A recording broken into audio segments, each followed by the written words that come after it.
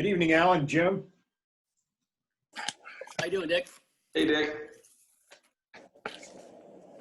Yeah, we'll see how I'm doing. You're fine. Very. Say what?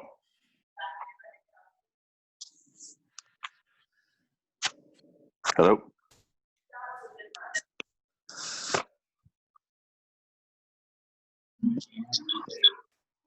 Now we need to find where's the mute button. Mute.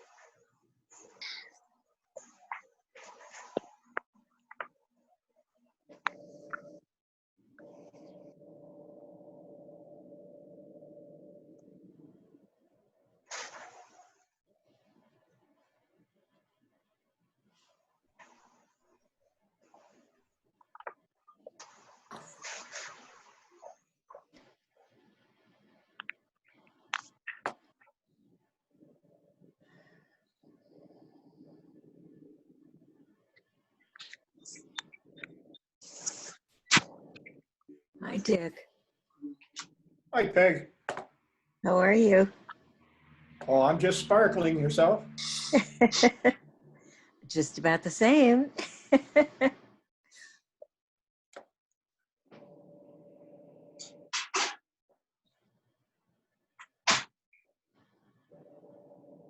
Hi, Anne. Hi, Peg. Oh, hi, Ann. Hello. And I see Tim there. Hi, Tim. Hello. If that's it. Tim. Oh, Tim Coon. Wait a minute. Just call me Ashley. I know. I want to do that on you.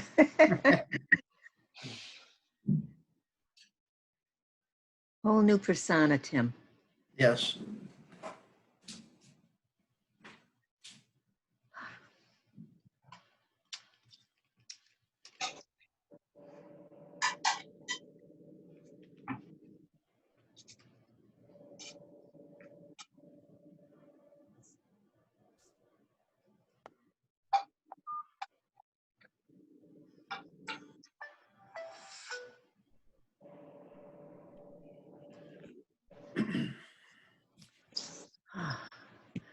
Excuse me. Okay, I'd like to call this meeting to order. It's regular meeting 1784. Called to order at 6:30 on July 14th. And I am not sure that we have a quorum. I was going to say I don't see one at this point, Dick. So I guess we've got to wait for one more member. Yeah. Tim Moore is here. I don't know if you saw me show up. Oh, okay. So Tim, you're here. We have Thank you, Tim. 1, 2, 3, 4. Jim is here. Okay. I'm sorry. Sorry, Jim. I didn't see you. So if I remember this correctly, if we only have 4 out of 5, any decision we make tonight must be unanimous. Would that be correct?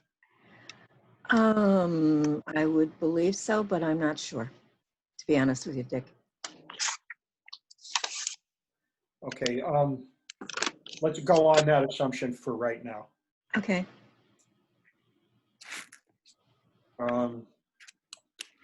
So we only have 4 people, and it is not a quorum at this point. Legal notice, we had 1. the application of Broadbrook Meadows, Winbrook Homes LLC re-subdivision, 15-lot residential subdivision and special use permit for 3 rear lots, the property at 131 Depot Street, the corner of Depot and East Road, property owned by Sheila Sharos. This appeared in the Journal Inquirer Thursday, July 2nd and Thursday, July 9th. And this will be discussed later this evening under public participation. Can I just make a clarification for you? Sure. Problem with the JI receiving that legal notice, so it actually appeared on the 4th and the 9th, but you are still within the timeframes for posting it. Oh, okay. Okay, mine says July 2nd, but that's okay. Because that's what was sent, but they didn't acknowledge receiving it, so. Okay. Added agenda items. We have one addition, which is the application of TBK Venture LLC and KBT Realty, 200 South Main Street, Warehouse Point, request for site plan modification for construction of an 1,874 square foot building in an existing paved area. And this will not be heard tonight. We are just accepting the application.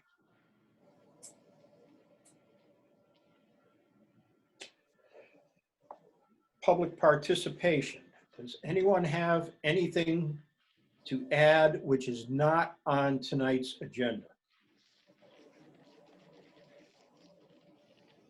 This is open to the public right now. If you do have anything, please don't hesitate to speak up.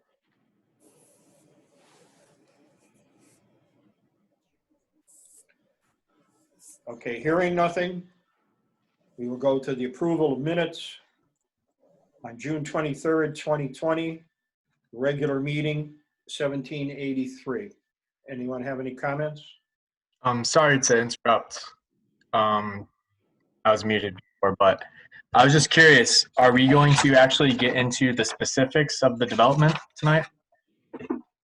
Yes, we will. Okay. All right. Thank you. Excuse me, Tim, could I just have your last name? Yeah, Tedford. Thank you, dear. Yep. Okay, back to the minutes. Anyone have any additions or corrections? I'm good. Ann? I'm fine with them. Tim? Yep, they look good. Okay, and I'm also fine with them. So I'll make a motion to approve the minutes as presented. We have a second. I'll Second. second that. All those in favor, raise your hand. Aye. Okay, minutes are approved. Thank you. Performance bonds, actions, permit, extensions, and road acceptance. We've got more information on the West River Farms bonding. Has everyone had a chance to read these? Yes. Yes. Okay, are there any additions or corrections or problems with what was presented as far as handling this bond? This is Ann, with input from the town engineer that he feels the bond is sufficient. The reason I was uncomfortable before was not having that input. We now have it. Thank you, Jim. Yeah, same. I concur with Ann. The letter from Likewise. Lenny is fine. I agree with that. Tim, any comments? Lenny knows better than we do about it, so I think I agree with that. I have a comment. This is Marty speaking. Oh, hi, Marty. Actually, we have a quorum now. Oh, okay, you didn't see me earlier. Okay, I No, thought you were didn't just say. going off of that. Since I'm an alternate, but anyway, the West River Farms LLC letter of credit is from United Bank, and now they've joined forces with People's. It's People's United. Are their criteria the same? And now that this is going in for an extension of 5 years, is People's United making, if there's any adjustment to the subdivision from what they originally gave that letter of credit, is it going to change any of the factors? I'd like to verify that, because it says in here that we may, upon 90 days notice to all parties, terminate this letter of credit. And I'm not secure with, because banks go through transitions and they may have some other criteria that we're overlooking. So I'm not real comfortable with a letter of credit for the bond if the combined bank is not going to sign off on just saying, okay, we'll update our records and we have no problem. That is a legal opinion that I'm not qualified to answer. Well, it's a banking question because it's, they change their policies all the time. So I'm just throwing it out there. We've had problems with bonds before, so I just want to cross a T and dot an I, and want to make sure that that is in force, and People's United will not have any problem with an extension or any changes to the criteria of the original bond letter. Well, I think you raised a good point. Anyone else have any comments? Tim Kuhn, I will just like to speak on behalf of West River Farms, our client. With regard to the bond, the letter of credit isn't acceptable of posting a bond with the town. And I can understand your concern with the banks changing hands and everything, but to the best of my knowledge, that letter of credit is still valid. So it meets the town's requirements. So I would hope that that wouldn't hold up the extension.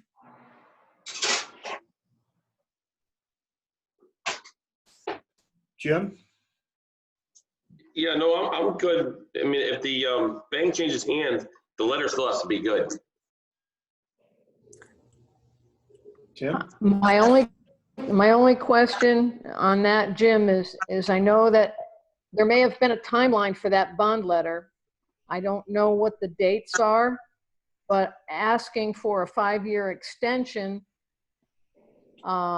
may change something internally with the bank. I don't know if they have a time limit on their credit letters, but I don't want to have everybody swinging in the breeze 90 days after they decide, well, we're not comfortable with having us. I just would like to have it tweaked and updated with the new bank, and I know banks are a pain in the neck, but I just want to make sure that they're aware of what we're going through on this procedural extension, and if it has any effect on them. I wonder if we have a deadline to act on this, or we have more time. There's also a new developers agreement that the town has crafted, and I wonder if that would apply to this. Oh, hello, this is Len. How are you? Good evening, Len. As far as the bonding and the letter of credit goes, I'm the guy that's going to end up hanging and swinging and all that. I did read the letter of credit. I understand the concern about the bank changing hands, but the letter of credit is, unless one of us opts out of it, and they have to give us 90 days notice, and at that point we would have to talk to the developer, and he would have to come up with something different. That letter of credit, if you read it carefully, says it stays intact until the town is happy with the work that was proposed to be done under that letter of credit. There is no real date on it.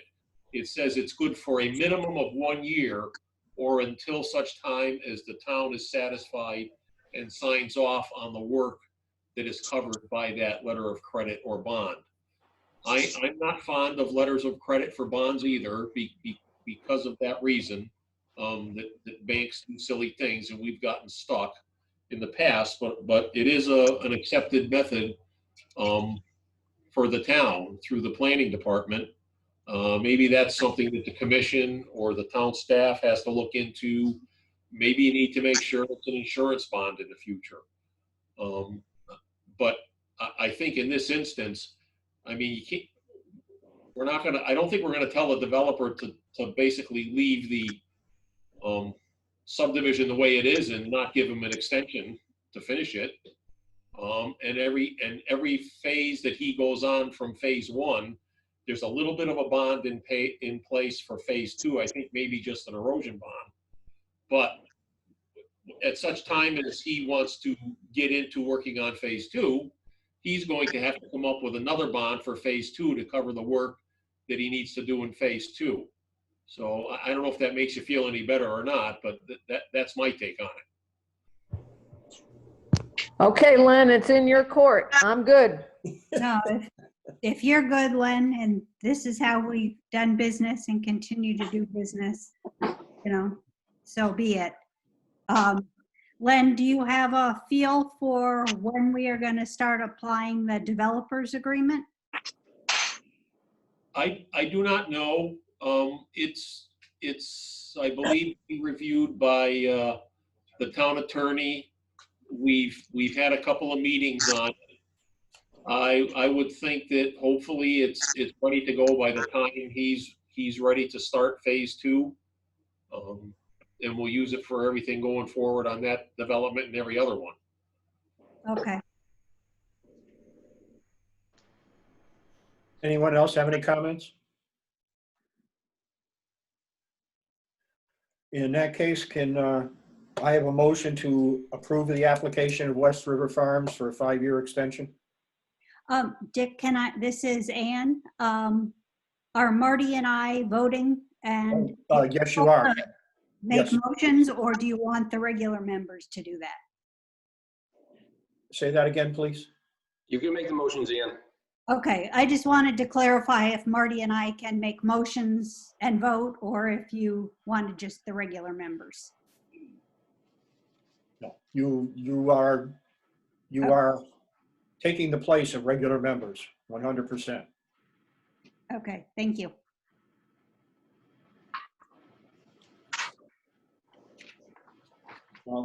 Can I have a motion to approve the application of West River Farms for a 5-year extension? Then this is Ann. I'll move to approve the application of West River Farms LLC requesting a 5-year extension of their special use permit approved June 9th, 2015 to develop a 69-lot planned residential development subdivision in 4 phases located at 329, 332, 339, 341 Scantic Road in the MFDD and A1 zoning districts, map 3, block 34, lots 60, 62, and 62A, with the reference plans as may be modified by conditions and the conditions of approval as referenced in a memorandum to the Planning and Zoning Commission from Ruben Flores Marzan, June 16th, 2020. And that memo contains a total of 40 conditions.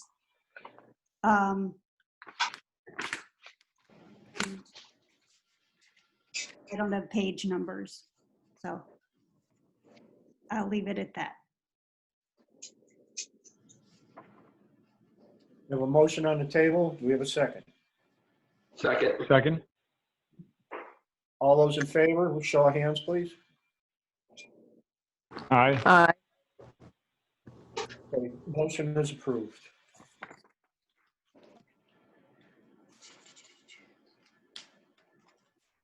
Continued public hearings. We don't have any actual continued public hearings that I'm aware of, if anyone else does.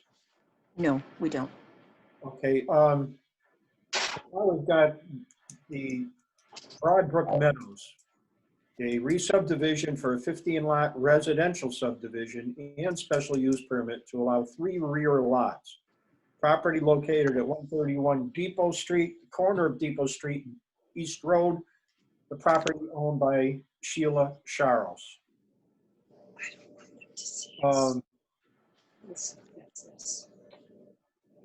Now,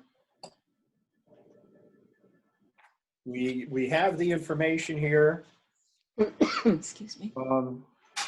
There have been many questions by Len, which were answered by J.R. Russo Associates. Does anybody have any questions or whatnot? And Tim, I think you're here to represent the developer, Tim Kuhn? Yes, yes, I am. We're all ears. All right, well, good evening. One question I do have is, do you have the ability to allow me to share my screen so that I can pull the plan up for everyone to look at?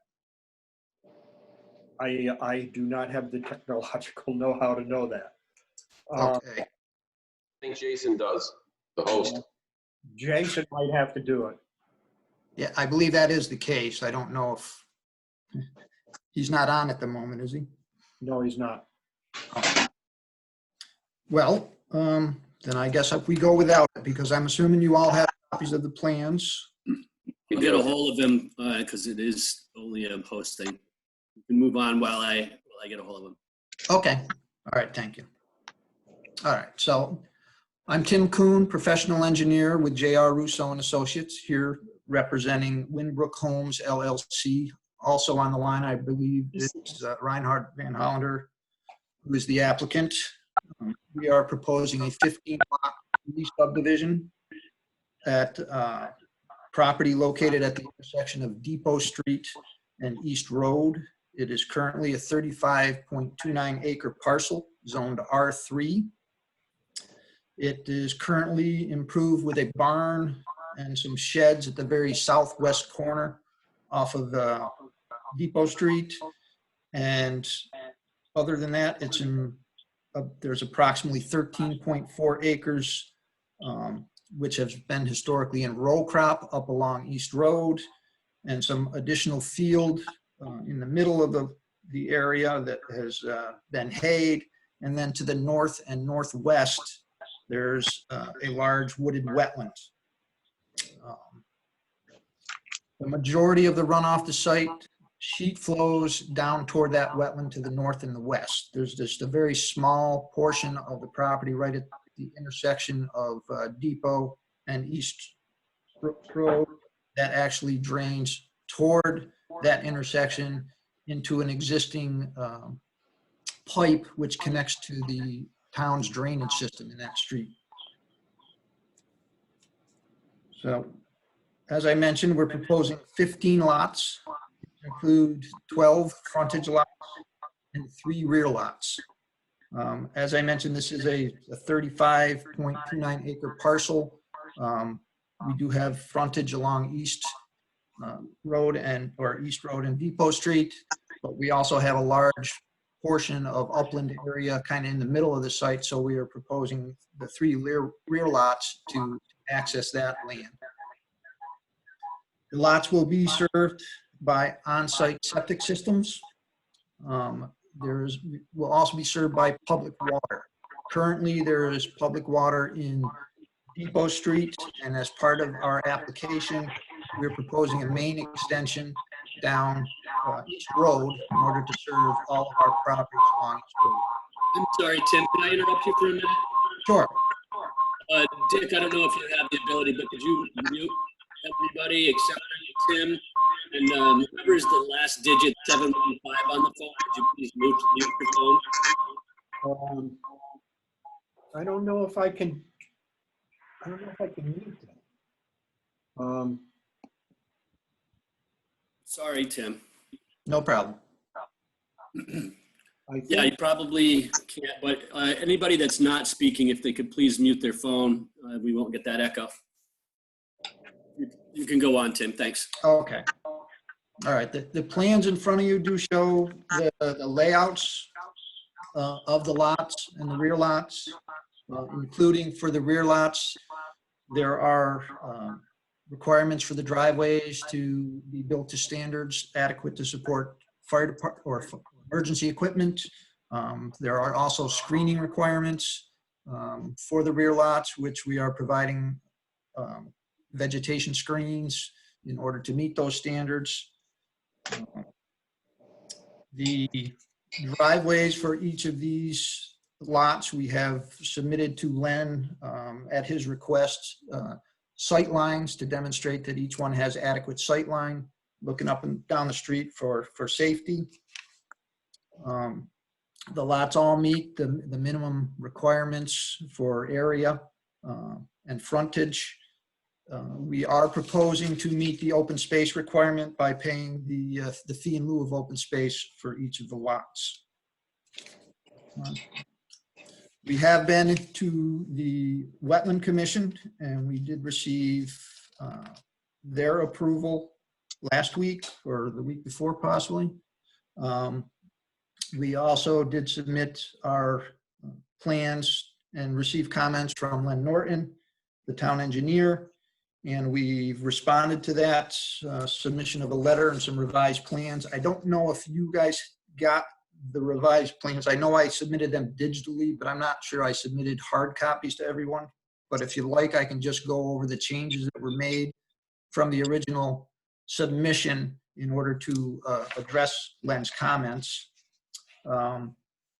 Most of them were pretty straightforward. We corrected the date on sheet 2 of 7. We got the soil scientist certification and signature on the plans to address his comment. We added to the subdivision plan the rights to drain from lot 7 to 8, 8 to 9, 9 to 10, 12 to 13, 13 to 14, and 14 to 15 at the request of the town engineer. We modified the grading between the 2 rear lot driveways, lots 10 and 11, to be constructed as a swale to direct the runoff in between the driveways rather than from one driveway to cross the other driveway. Let's see, it was already noted on there that all of these driveways to the rear lots are 12-foot wide, minimum gravel, and 18-foot wide to be maintained as passable, which is the requirement for the driveways in your rear lot regulations. And finally, we did adjust the plans to include the water main extension down East Road. That was a requirement not only, or a recommendation not only of the town engineer, but also turned out to be a requirement from the North Central District Health Department. While I mentioned them, I'll also mention that we did receive a letter of approval from the health department for this subdivision stating that all the lots have suitable septic areas. Tim, I'm sorry to interrupt. This is Jason. I just want to let you know you can share your screen. Okay, I will do that right now then. Let's see.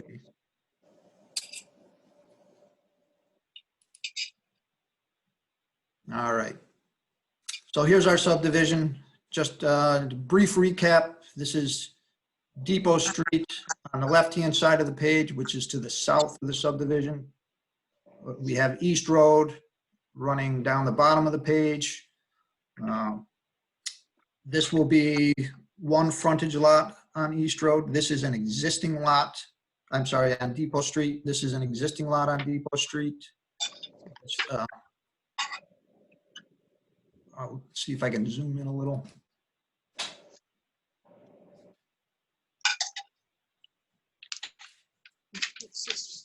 So that's the existing lot. This is lot 2, 3, another existing lot off of Depot.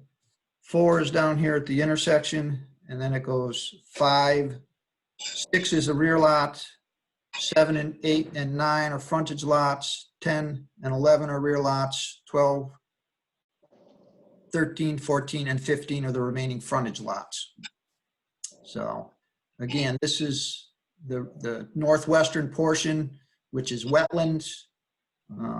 The actual row crop field is up here on the east road side, and in the middle, there's areas which are currently in hay, and the barn is up here in the southwest corner. So with regard to drainage, we're just going to maintain the existing drainage patterns at the site, which is essentially sheet flow to the wetlands. Because we're converting the row crop and agricultural land to what will have a vegetated cover, there's actually going to be a reduction in the runoff from the site, and therefore we are not proposing any type of formal drainage system to collect or detain. We found we don't need that because we're actually be reducing the runoff just by converting that row crop. There is a small area up in the front, as I mentioned, which does run toward the intersection of East Road and Depot. And again, same thing, by converting it from row crop, we're actually be reducing the runoff that goes toward that intersection. So that's how we're dealing with the drainage. All right, so I think I mentioned we got Len's memo, we got North Central Health Department approval, we've got our wetlands approval, and at this point, I'd be happy to answer any questions you may have. Okay, are there any questions from the commission? Dick, it's Ann. I have a few questions that I'm hoping someone can help me with. This is a re-subdivision. So that leads me to believe this has been subdivided before. Yes, this came out of a larger parcel. I believe the Yagaloff piece to the west was once part of this larger piece. Okay, so that's why it's a re-subdivision. okay. And under section 2.10 of the subdivision regulations, there's a section called energy considerations, and it's looking to make sure passive solar has been considered. Can you tell me how you've addressed that?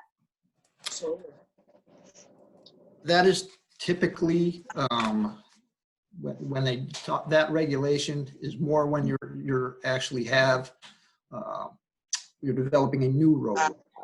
They typically want you to orient the new road to take advantage of solar, you know, so that the sun can add and reduce the energy requirements on something like this, where we're not really proposing any new new roadway. It's up to the homeowner, who is going to more than likely want to orient their house in the direction that they want. So it's not really in our control. Okay, so in this case, you're selling off the lots as opposed to being a developer and developing the lots. Winbrook Homes is a developer. They do build the houses. So there is a good chance that they will build and then sell many of these houses. However, what they do is they have someone come and look at a lot and say, I want this, and they usually take the input from a homeowner or a future homeowner as to house orientation, the type of house. In other cases, they will build their own different styles of houses and maybe have a few, develop them on spec, and then just sell the house independently. But it seems to me if they are doing that in the design of the houses and placement of trees on the lots, they could be thinking about energy considerations. Which would all be done at the time of the plot plan development, really. When you actually have the house footprint and design the plot plan with actual, you know, building dimensions and all of that, that's when they can take that into consideration as far as the orientation of the house and landscaping and other things. Okay, there's another section in the regulations 2.7, and then it references the same concept in 5.7, and it relates to, I'll say, street trees and approving the landscape and having a landscape architect or municipal official who approves, I'll say, the trees. And so in this case, I'm assuming your answer is the same. Actually, no. The street trees, we are showing on our, let me scroll down, because they will be part of the subdivision. So what we're showing is on each lot, we're providing, you can see here, the required planting of 2 street trees. So we are providing provisions for the street trees. And then when we, as I mentioned before, there's screening requirements for the rear lots as part of the special permit. So all these frontage lots will have street trees, and all of these rear lots, there will be an evergreen screen placed to essentially screen them from the lots that are in front of them. So our plans do include that amount anyway of landscaping to address those requirements in the subdivision regulations. And were the tree species and layout designed by a landscape architect? No, they were not. We've been doing this for 30 years, and when the street tree requirements are as simple as put in a deciduous tree, then we can certainly have had experience in doing that in the past, just calling out the specific size and species, because the subdivision regulations, they do give quite a bit of guidance as far as size goes. So you don't necessarily need a landscape architect to tell you what size you need. It's just a matter of picking a deciduous tree. And then my last question is, I understood from what you said and from what I read that on one side you're adjacent to agricultural land, and under 2.17, there's an agricultural land buffer requirement. How's that being addressed? Where is these agricultural land? We were agricultural land. Oh, you were. It's not that. Yes. Agriculture. This lot was where the agriculture took place. Oh, okay. At this point in time, the area to any agricultural land is on the opposite side of the wetlands from us. Okay. So you're more than 100 feet. I believe so. Okay. Thank you. Okay, thank you. And Jim, you have anything? No, Tim has done his homework on this one and he meets all the requirements. I would like to hear from the neighbors eventually when they speak, that one lot that's getting bombarded around everybody. So Tim, do you have? I have no questions. Tim Moore? Yeah, I got a couple of questions. Where is the power lines in relation to the street trees? It says there's red maples. Are they near the power lines at all? I can't see which side of the road the power lines are on. The power lines along East Street here are, I believe, yeah, the poles are out at the edge of the street. Okay, and we will be putting our street trees, I believe, back 5 or 10 feet off of the property line to keep them away from. It'd be 25 feet from the power lines? I don't believe they are shown that way at the moment, no. They could be moved back onto the lot. Okay, yeah, because Acer rubrum gets pretty big. Or good size anyway. Yeah. So that was one question. The reason for the sidewalks not being there, it says they're not near any existing sidewalks, but was there intent eventually for sidewalks down Reservoir Road in the future, seeing as that's kind of our attractive part of town for pedestrians, and we have the park and everything else is at the other end of Reservoir Road. So if you're putting in a new subdivision, it seems like sidewalks might eventually be a good idea if more of Reservoir Road continues to get developed. Again, you bring up a good point, and that is that we have, I believe, requested the waiver from the sidewalks. And the reasoning being, as you mentioned, wouldn't be connecting to anything. So it didn't really make sense to put them out here. I don't know where sidewalks might come from to connect. Again, that would be something that the town would likely have to initiate. So. Okay. Yeah, especially being on a corner intersection, I think having these houses here is obviously going to make it a more busy intersection. I would be in favor of having sidewalks there. I don't know about the rest of the commission, but I would prefer sidewalks over our fee in lieu of, because we don't get a lot for the fee in lieu of. And later on, if we decide to have sidewalks run all the way down Reservoir, I think it's in our best interest to already have them. And as far as the open space, another fee in lieu of for open space, how many acres would be required if we did not do the fee in lieu of open space? I believe your requirement is 10%, which would make it this About an acre and a half. 3.5 acres. Oh, okay. All right. And I'm also not totally in favor of the rear lots.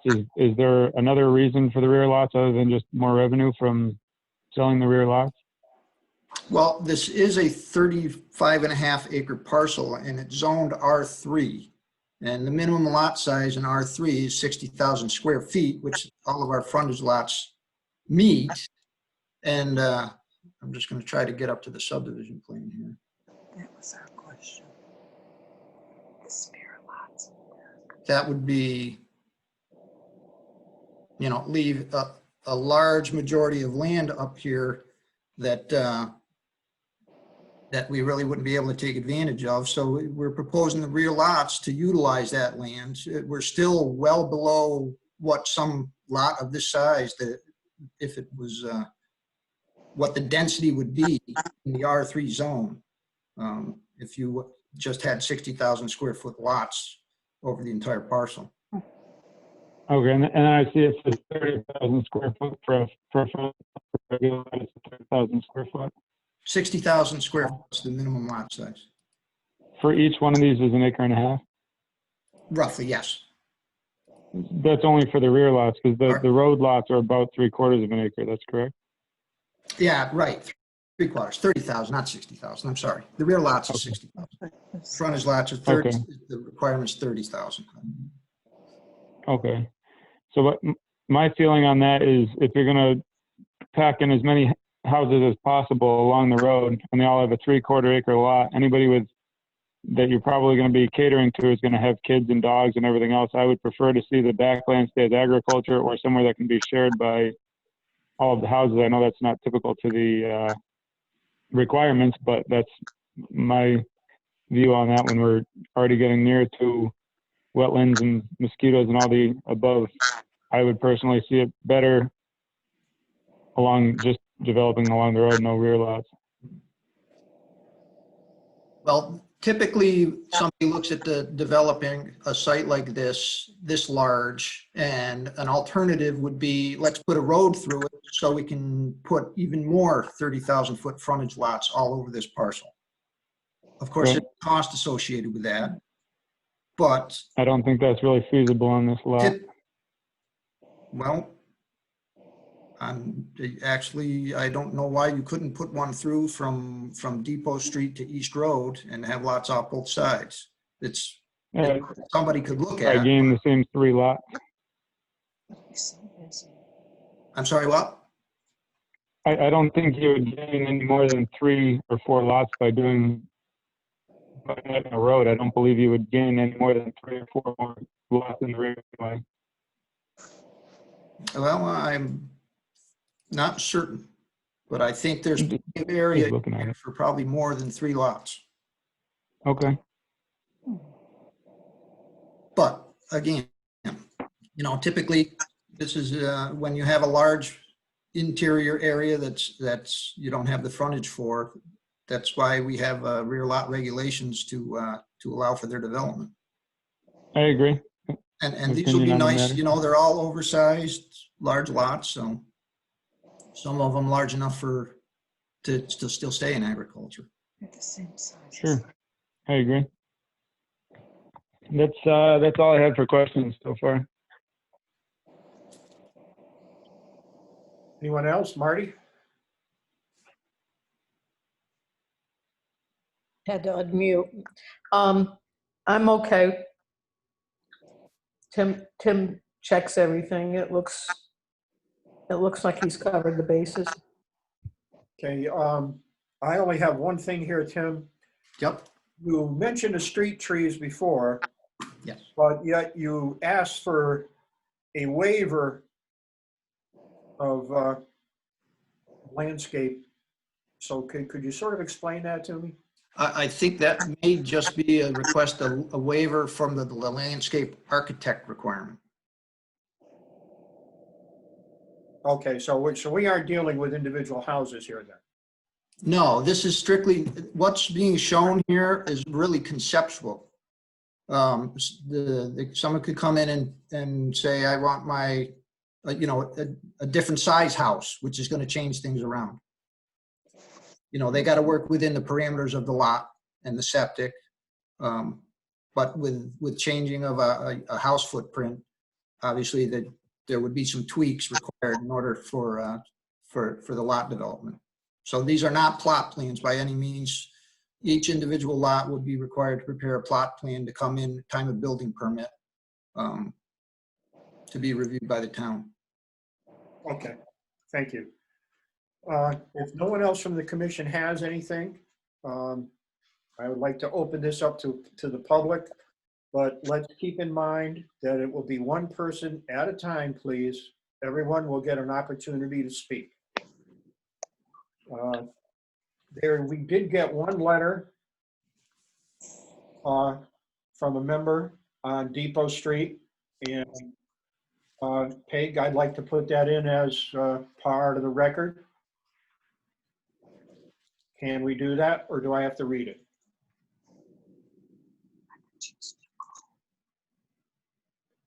I do not have a copy in front of me, so if there's anything in there that you as the commission would like me to address, then I would appreciate it if you could read it. Okay, I will read it then. Is it going to be okay to read the actual person's name? Yes, it would, because they'd have to identify themselves anyway. My name is Deborah Hicks, and I live at 137 Depot Street in Broadway. I bought my home in 1989, moving from the town of Enfield. I raised all four of my children in this town and fell in love with it the day I moved in. I left Enfield because it was becoming too overpopulated, and I wanted my children to be in a country clean atmosphere. I also worked in the school system as a lunch lady as my children were growing up. In the back of my 1 acre lot is wetlands. It is home to many different animals, from deer, wild turkeys, foxes, white snow owls, and eagles. I know that some of these species are protected by law. My concern is trying to build, and what are we going to do with these animals? I moved out here for the privacy and beauty of the nature that surrounds me. When I first moved here, my first visit was for Mrs. June Sargent, who brought me a homemade apple pie. Who does that anymore? My home used to be your brother-in-law's, Thomas Sargent. There were cows in the pasture for many years. My kids would go hiking back here and feed the cows. She loved this land as much as I. I know she would hate to see what is going on. So at some point, it's like, She protected it until she died. She rented it for farming, corn, tobacco, and wheat. I'm only one person trying to protect this land and these endangered species. Please come out and look for yourself before it is destroyed. Attached above are photos of the creatures, and the first picture is an eagle. If you look close enough towards the middle of the picture, you will see an eagle. The second picture is of the wetlands themselves. Please look at this before you decide. Our town is beautiful, quaint little town, great to raise a family. Sometimes it's not always about dollars and cents. Thank you for your time. And that was from Deborah Hicks, 137 You Depot want to Street. name this video?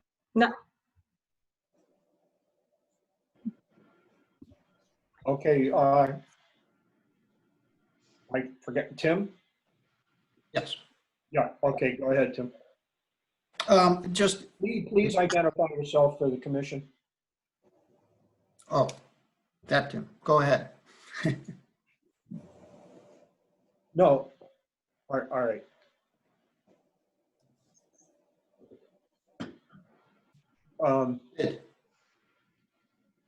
Tim, you're on mute, and also everybody should state their address as well when they introduce themselves. All right, Tim Tedford, 131 East Road. So I guess my concern is, you know, what's going to happen to the property value here after this division goes in? Because the way I see it, not only are these houses going to be superior as they're new vintage, but also they're going to have city water, whereas the rest of us in this general area have well water, which because of it being farmland previously is contaminated with EDB. So is there any plans to maybe even extend city water to the surrounding houses, as you're already going to have to run pipes? We will be extending the water down East Road, down to serve the last house on our, in our development. With regard to property values, if these homes are going to be of higher value, typically the higher value homes are going to raise your property values as well of the surrounding neighborhood. Mm-hmm. Yeah, to a point, right? Density helps somewhat, but not over building. But so just to confirm, with the city water, you plan to extend it to the other side of the road as well? We would be running the main down on the west side of the street. And from there, anybody on the other side would have an opportunity to put in a lateral across the street to get service. Okay, and is there like grants for, you know, someone such as me here? I don't know. That would, you'd have to contact the water company about that. I'm not certain what grants might be available. Okay, do you have an estimated cost? Not at this point, no. Okay. I guess my other question would be is what's the expected delivery date of all these houses, as you know, the economy is not in the best position. So if this was to not go forward as smoothly as the developer would like, I'm just concerned that we're going to end up with another pit as we have on parallel to this property, or at least us who live here call it the pit because it's back in Sullivan Farms. It's a failed development. Yeah. Well, the one thing about this is that there's no roadway construction associated with it. So this subdivision, once approved, it's just going to be lots, and then each lot will be developed as the market deems fit, I guess. So it's not like you're going to have a huge somebody come in and strip and destroy the whole site for a road construction and then walk away from it. That's not going to happen. With regard to how long build out will be, like you said, it's going to be market driven. I don't know if even, I'm not sure if Reinhardt's on the phone, if he has any idea how long it might take for him to build out 15 homes or not. I know it's best guess. So yeah. All right. Yeah, I think that's all my questions for the time being. Thank you. Anyone else from the public?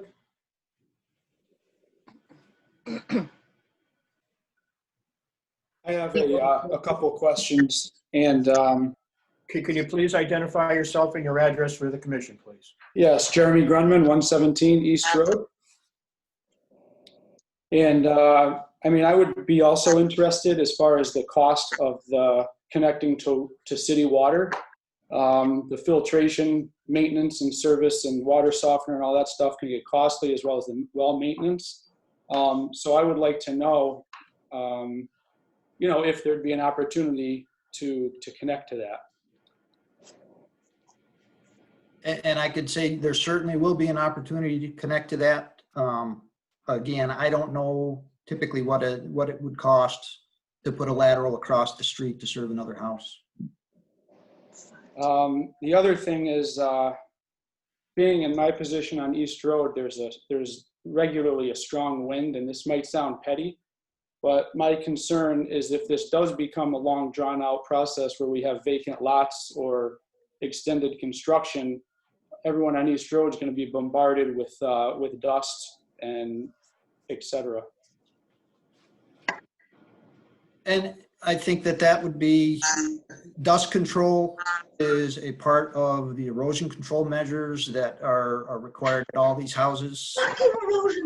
If somebody has a construction site, they are going to be required to take measures, whether it be watering or establishing vegetation as soon as possible. That's always something that we call for. So if there are issues with dust control, then the other thing is there's erosion control bonds in place, and the town staff would have the ability to go out there and tell them that they need to do something in order to control the dust.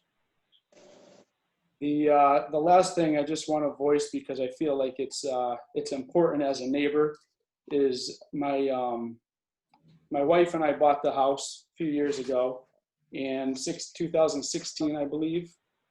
And a big part of it was the neighborhood. I grew up in Ellington. I always liked Broadbrook. I like the farm community. I like our sunset across the street. This is a picture behind me. You can see when it was a tobacco field, which, you know, tobacco isn't the most attractive agricultural process, but you know, it's something that attracted us to the property. And in building additional houses, you know, I agree. I believe her name was Mrs. Hicks from Depot Street.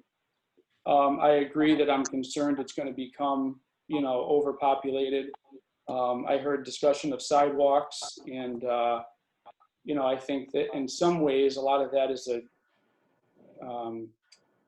is unattractive to people like me who, for instance, want to be in somewhat private, quiet area with farmland and nice views. And other than that, that's all I have.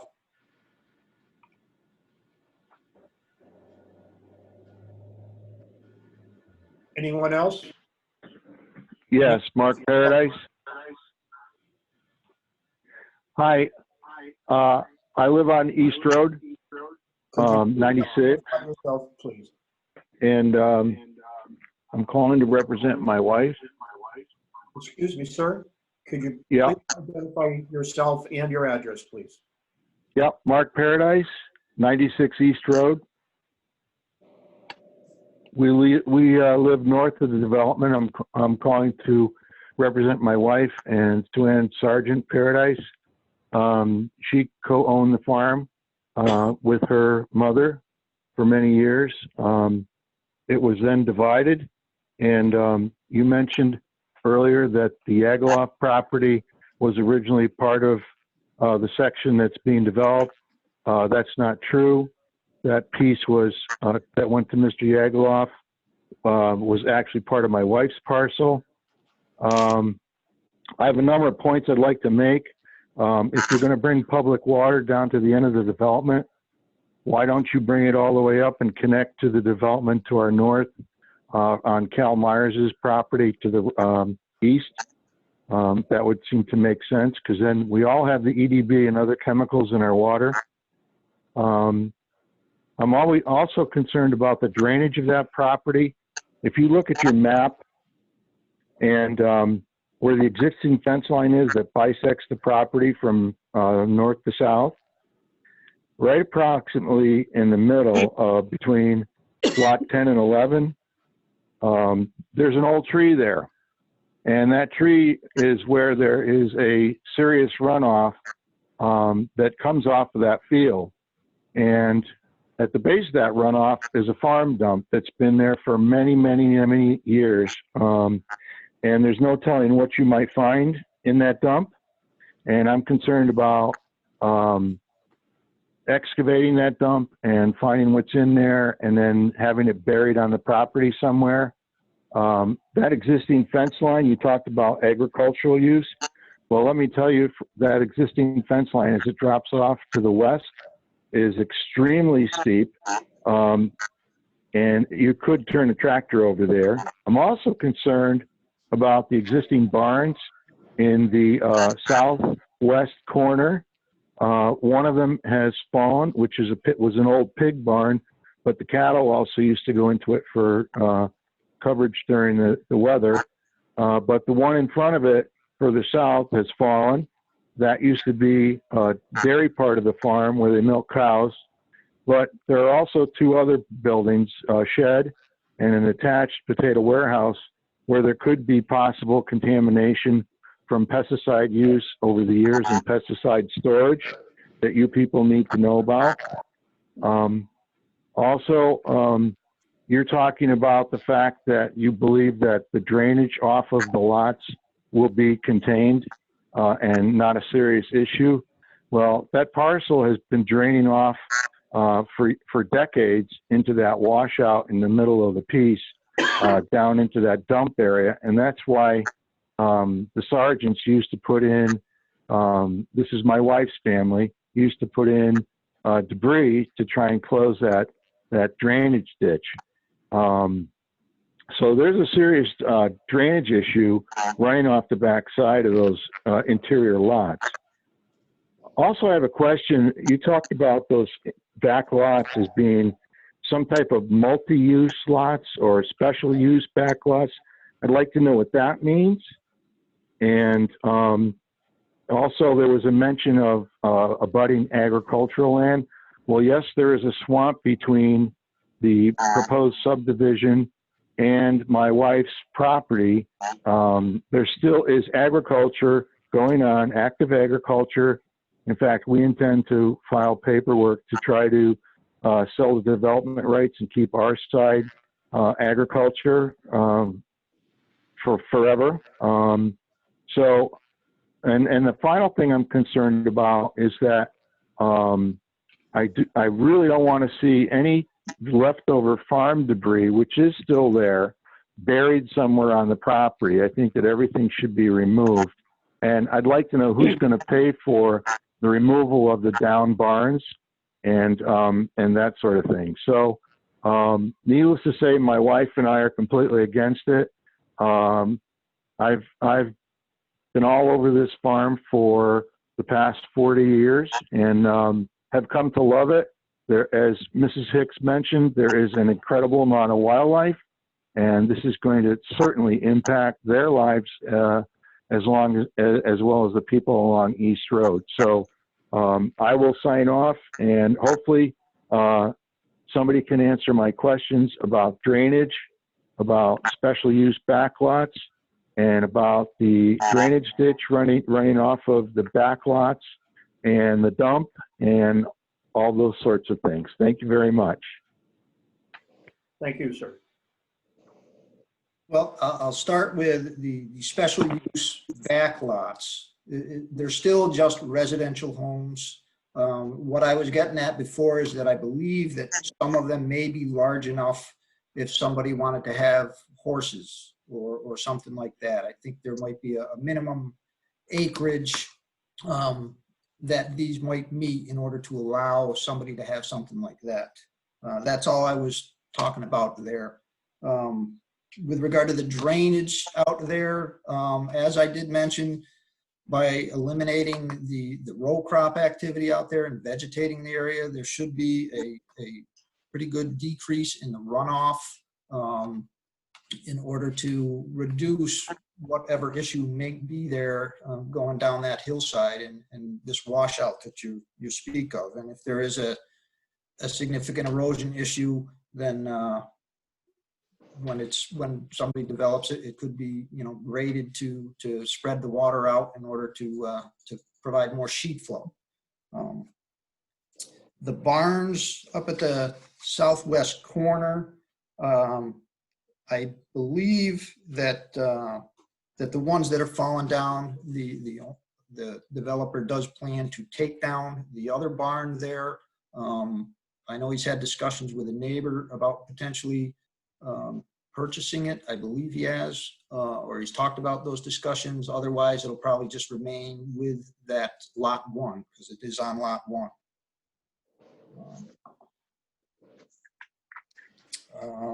With regard to contamination, I don't know if any studies have been done out there. I don't know if any are actually going to be required.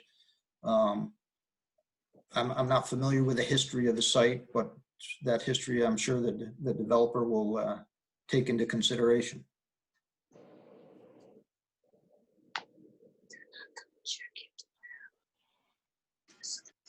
Any other questions from the public? Yes, I have a question. Go ahead, please identify yourself and address. Yeah. My name is Tom Reardon. I live on 24 Barbara Hill Road in Broadbrook. This is to Tim. Can you please repeat how you plan to keep the water from flowing from property to property? We're not preventing it. Or how does that work? What we've done is, well, water is going to continue to flow in the direction that it has been flowing, which is essentially sheet flow from out of East Road to the north and west toward the wetland.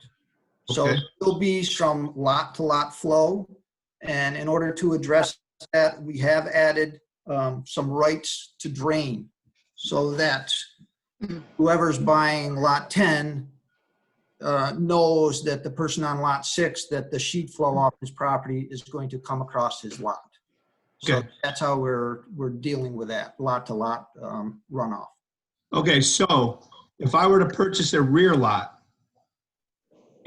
am I expected to have water run across my driveway during the winter time? You may. It's going to be in the form of sheet flow, though. There's not going to be a significant amount of runoff anymore. And again, it'd be less than what's running across that land now. Okay, no, but so if there's a significant sheet flow, if we have one of these big downpours or in the wintertime when the ground's frozen and water starts to move from someone's backyard across one of those driveways, how would that be dealt with? It's going to flow across the driveway. Yeah, So it's a hazard.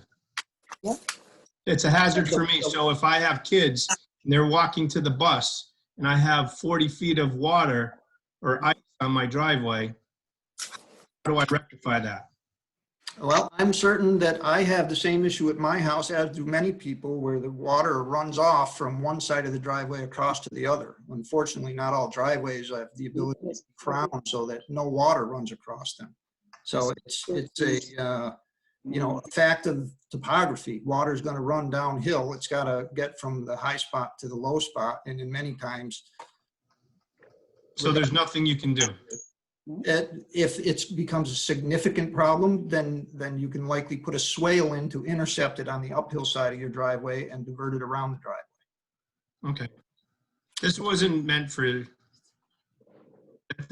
answered my question. Thank you. Okay. All set. Would anyone else like to speak? Yes, I would.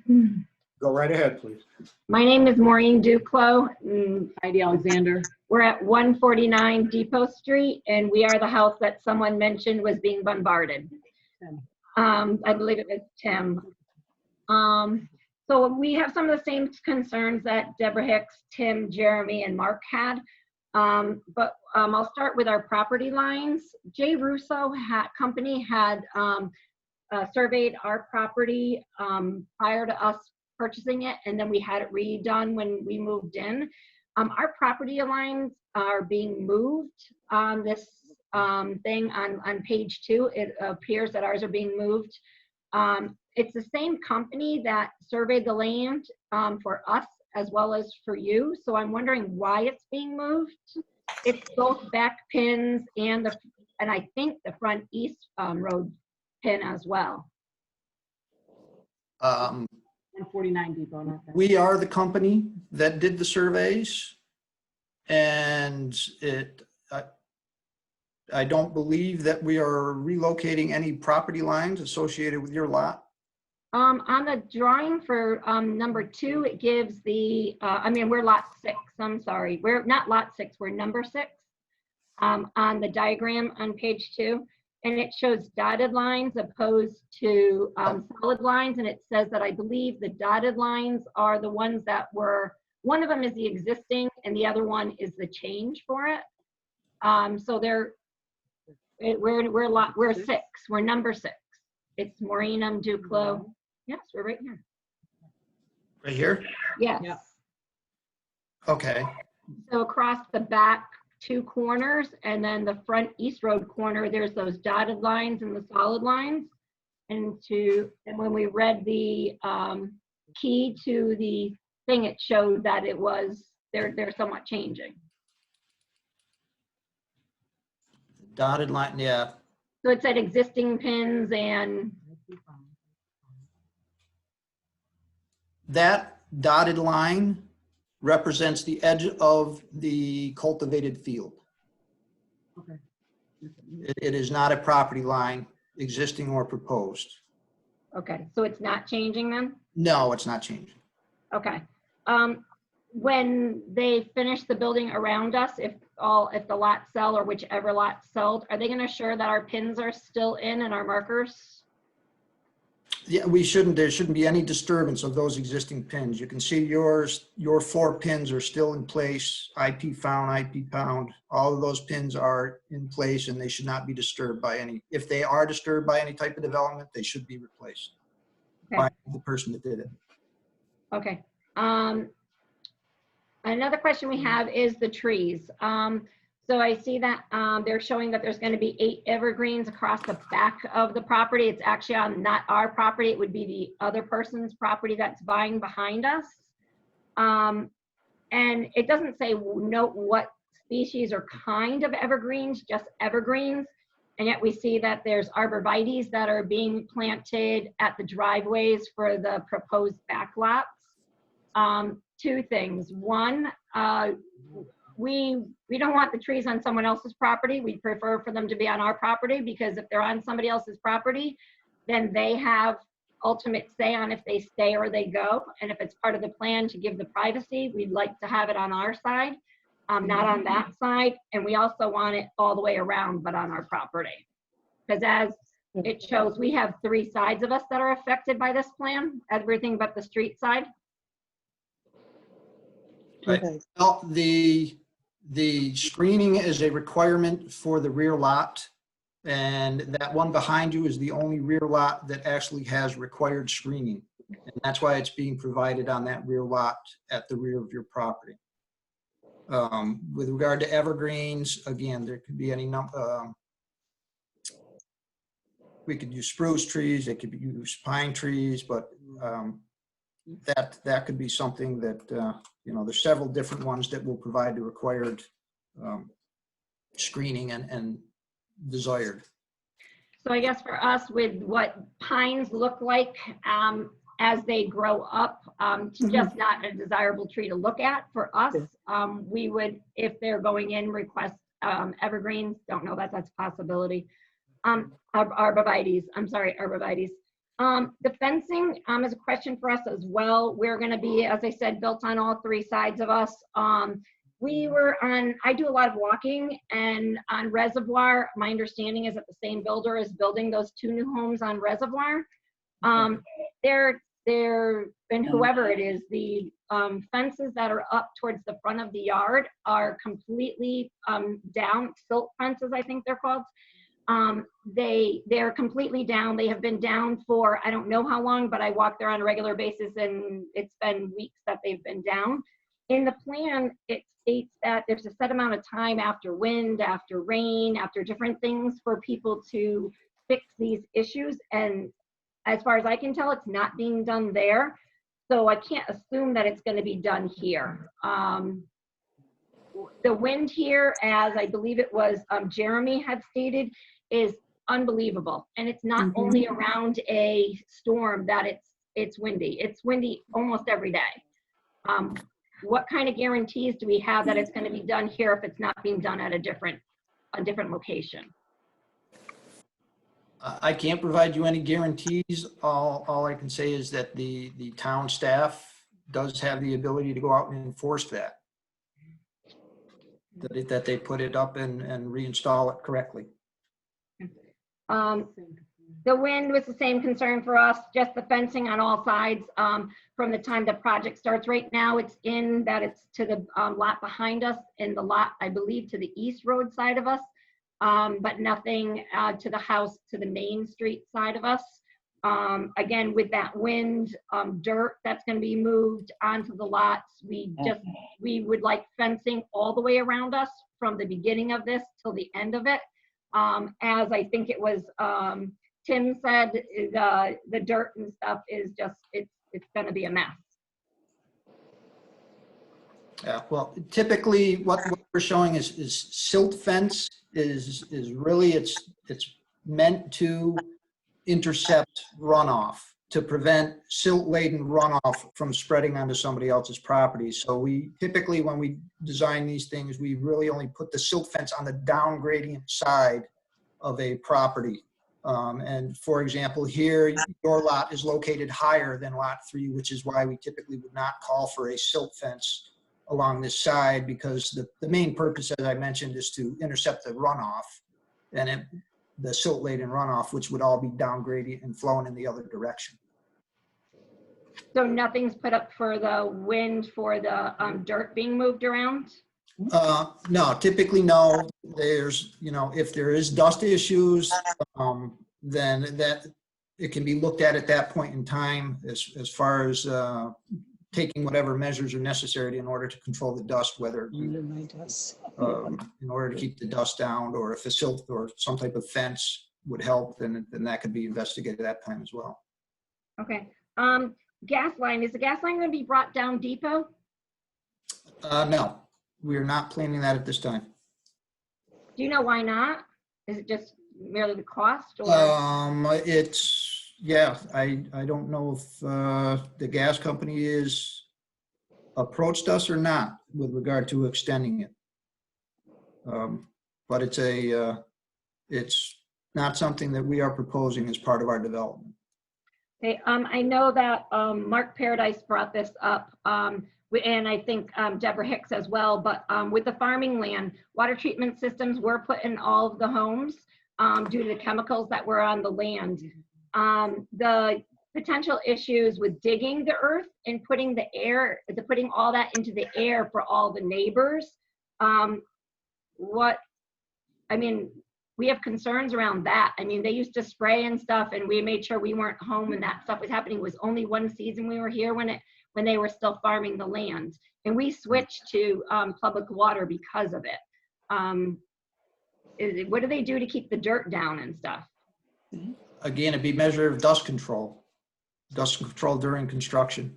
And again, when it comes to dust control, that's more of a, not necessarily the subdivision, but the individual plot plan at that point in time when they go in for their building permit. That's when the exact measures that are taken out there are reviewed and approved by the town staff. Okay.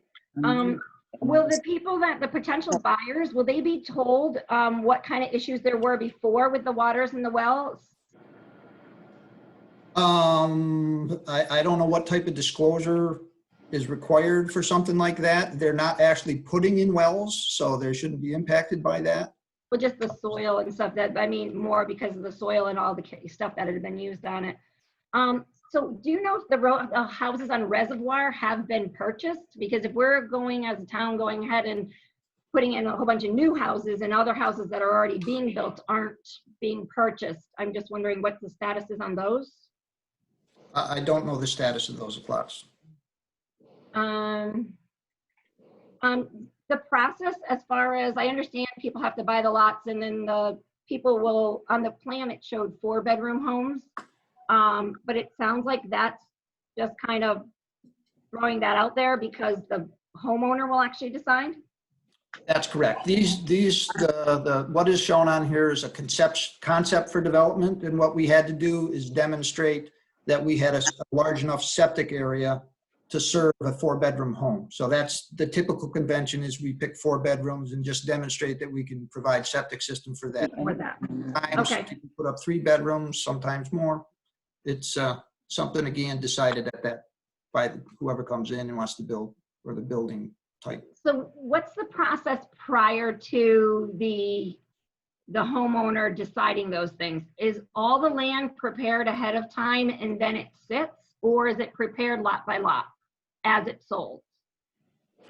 Again, it depends on how it's sold. If it could be sold as just a lot, in which case the homeowner comes in and does their own thing to it, or it could be that Winbrook Homes develops the lot itself, does all the work, puts up their style house, and then sells it afterwards. So it could be a different scenario. So we're not sure which way that's gonna go? I believe his intentions are, for the most part, to develop these himself as Winbrook Homes. Okay. We did have concerns about the runoff, the existing pipe, the drainage, the where the catch basins will be once the soil is disrupted. We definitely have concern where each home is going to be on the lots, because depending upon it doesn't really show in them. What else? Sidewalks. As far as sidewalks, we don't want sidewalks. We do not want them. About the back lots, I'm really surprised there was going to be back lots. I thought it was going to be a development, a neighborhood, I'm sorry. We totally agree about the animals in the fields with the Hicks and Jeremy, that there are a lot of animals back there. It's birds alone. It's amazing how many are back there. I think everyone in the neighborhood, their whole sunset view will be completely changed. And like I said, we have concerns about the catch basins. Anything else? Yeah, no, just drainage as far as like how the landscape will be changed. Because this is one of the existing, this was an existing property before any of this was thought of. It was a farm community, and Mrs. Sargent owned this home. And I think it's set in a certain way so that the water runs off of it. So none of the water. I just hope that you don't disrupt the property that's right next to us on East and Depot. There's going to be 2 homes right next to us on that side. And the drain goes towards that corner at this point. So hopefully it won't change the drainage. Yeah, as I mentioned before, the intent is to essentially maintain the existing drainage patterns, which is the sheet flow. There's not going to be a significant amount of earth movement, other than, when you dig a foundation and grade around the house, right around the house. I don't anticipate that anybody's going to come in and strip their entire lot and change the topography. The intent is to just maintain the existing drainage patterns. That way, we're actually avoiding the need to put in catch basins, because it's just sheet flowing to where it's going now. Right. That was it. Thank you, Tim. You're welcome. Thank you. Anyone else from the public? Yeah, my name's Vanessa Landolina. I live at 159 Depot Street. So I haven't lived here for very long, about a year and a half.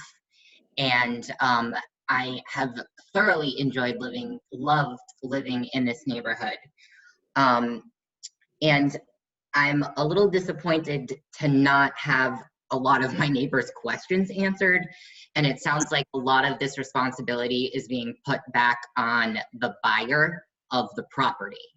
So, with concerns that my neighbors have voiced regarding the wind, the runoff, the drainage, unfortunately, I completely understand that we're saying, okay, once the lot is sold, that will be up to the buyer to figure out how to do that with the developer.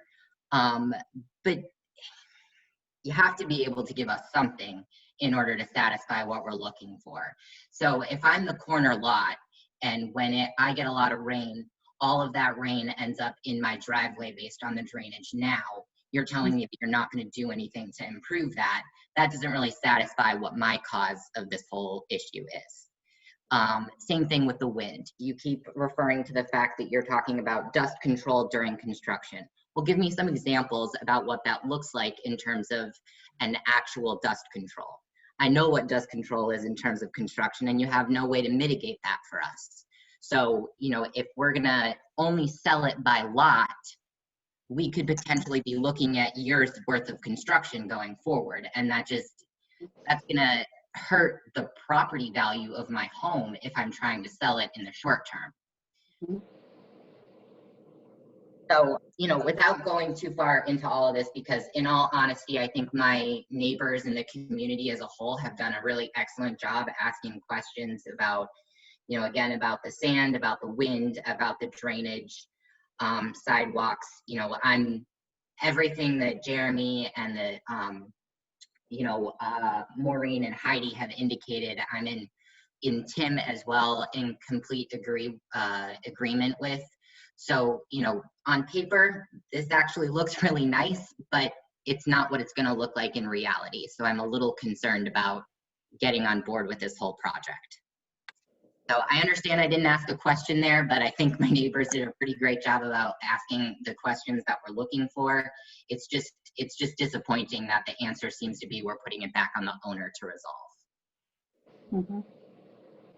Well, we're putting it, the erosion control issues, then the erosion control measures are installed as the individual lots are developed. So that it's at that point in time where the erosion control measures are put on a plan and submitted with the plot plan to the town with the application for building permit and route, and all the details are reviewed by the town staff. That's the point in time where that stuff is reviewed and approved.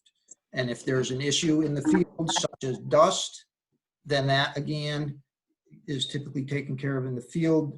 Dust is typically taken care of simply by water, you know, spreading water to keep the dust down. There's other things that can be done as well, but the main thing is to vegetate the area as quickly as possible.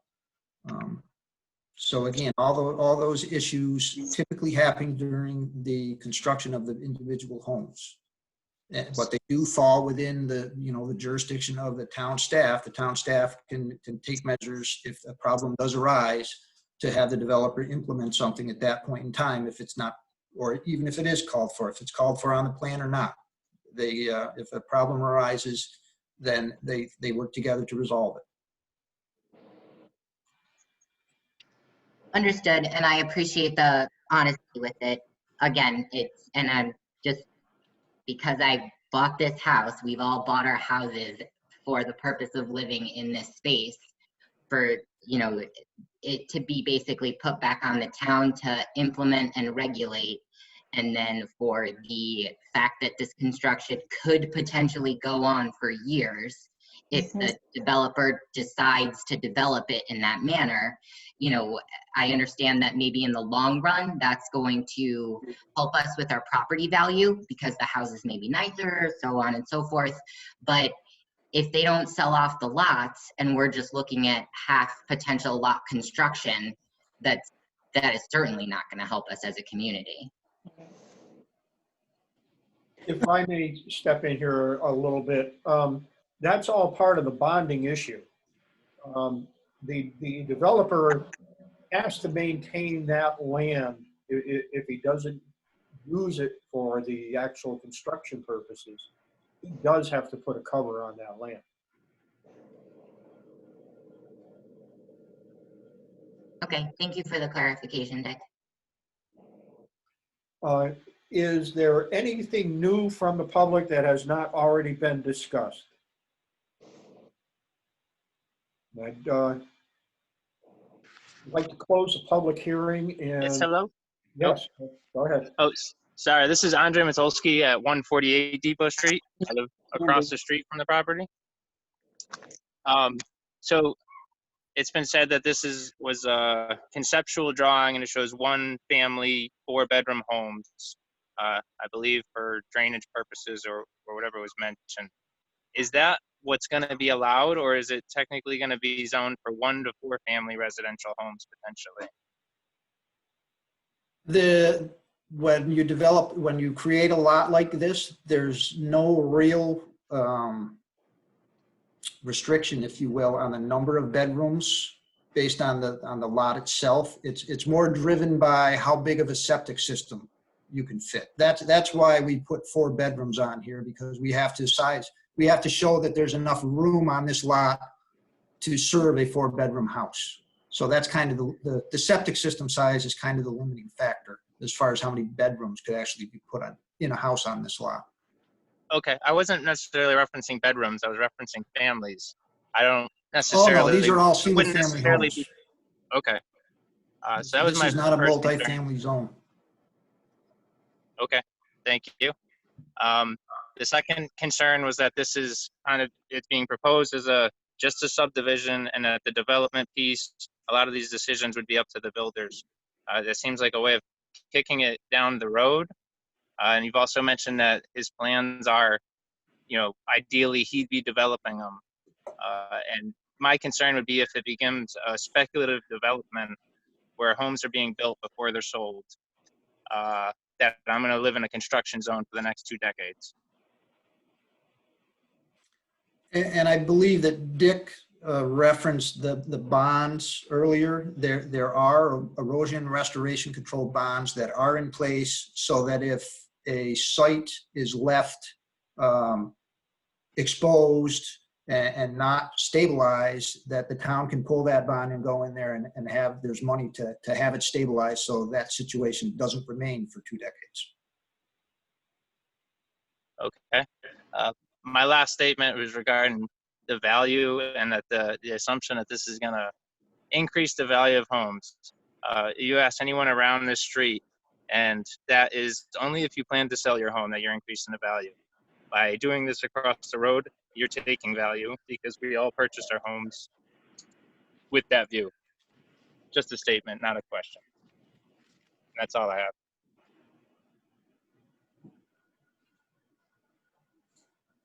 Hello?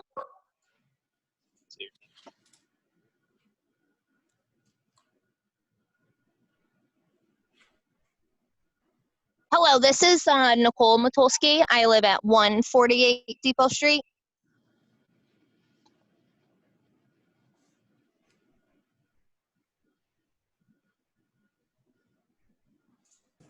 Go ahead. Okay, sorry.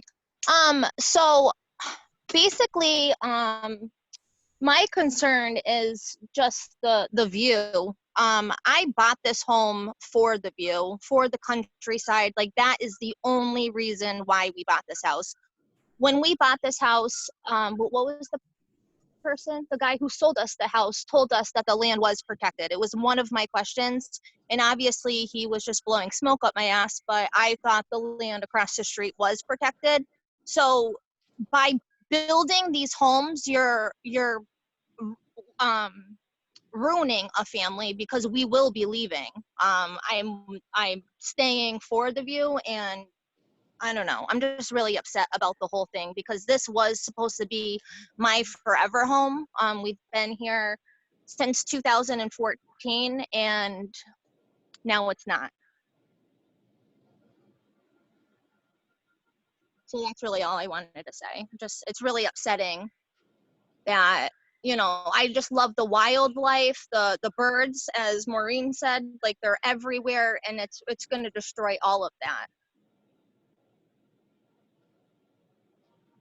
And the chemicals too. The chemicals is really a concern of mine, because it doesn't take rocket science that you're digging up chemicals and breathing that and retouching that. Like, that's obviously going to cause some harm to our bodies, regardless of what it is. Did we lose Dick? Jim, I think we did. So you should probably take over chairing the hearing. And I would just point out, Jim, that you have 2 people in the participant list with their hands up. One, I believe, has spoken, and I don't know if they want to speak again, and the other has not spoken yet. There's a Maureen Duclos and a Keith Yagaloff. Okay, there are 2 more people waiting to speak. We'll start with Keith first. Here we go. I'll take your back. Yep. I have no idea what happened, but Okay, there you go. okay. I don't know if the conversation continued on or not. So we were just addressing a couple of the raised hands in the participant list, and Jim, in your absence, had asked if Keith Yagaloff still wanted to speak as his hand raised. We have not heard from him yet, though. Okay. Anyone else from the public that has got something that we haven't heard from yet? This is Maureen Duclo. I just wanted to let you know that we spoke after we had raised our hand. Okay, thank you. Thanks, Maureen. I can't tell that, but thank you.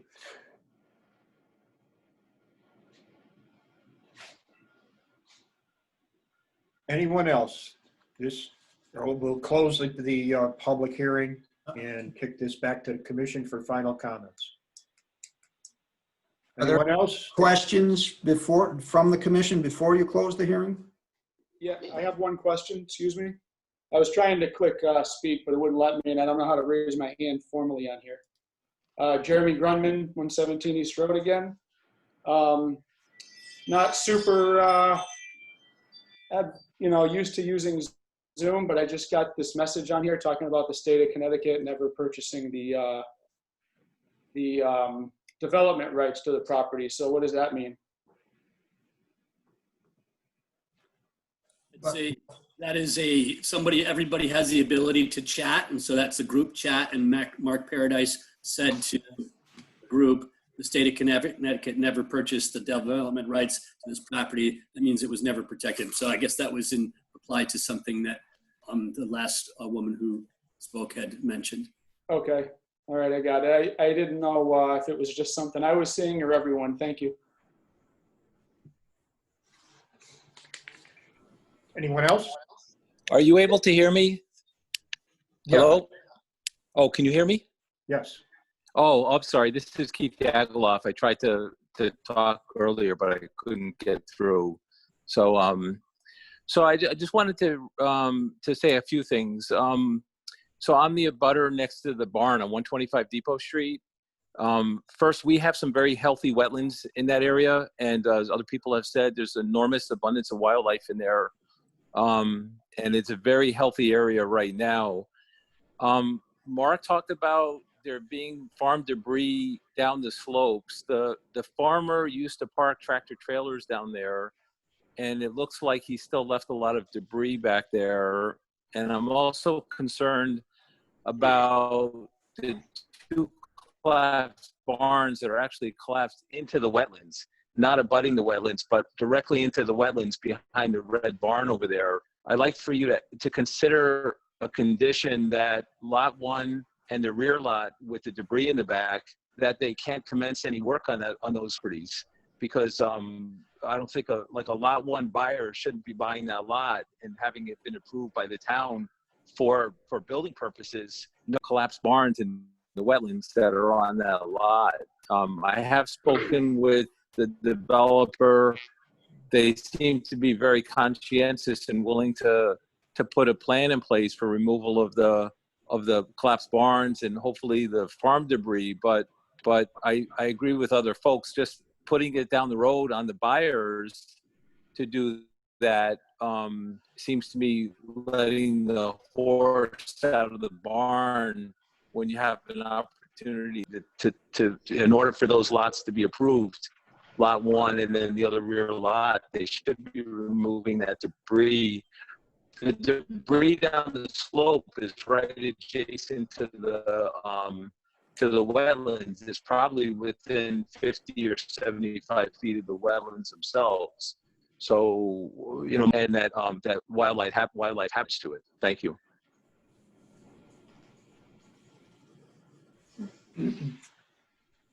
Anyone else?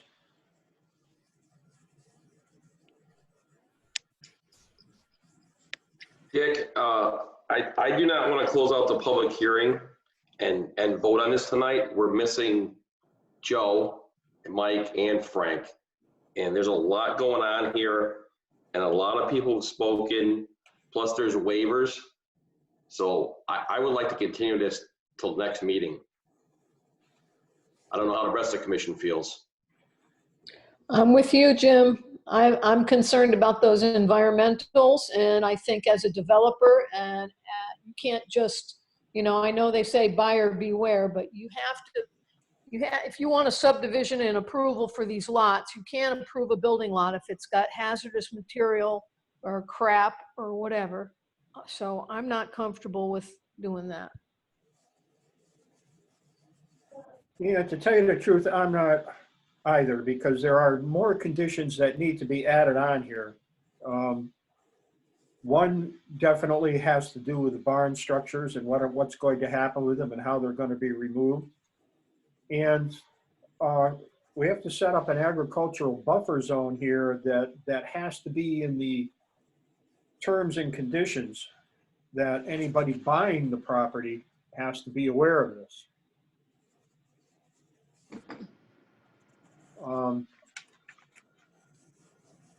So I'm going to recommend that we postpone a vote on this until we have our full commission members and our chairman, and, you know, to give the developer another couple of weeks to, you know, kind of fine tune this a little better.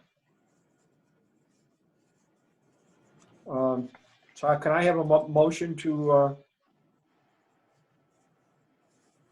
postpone the decision on this until it's be discussed again at the next meeting? Sorry to interrupt again, but the motion would be to continue the public hearing until the next meeting.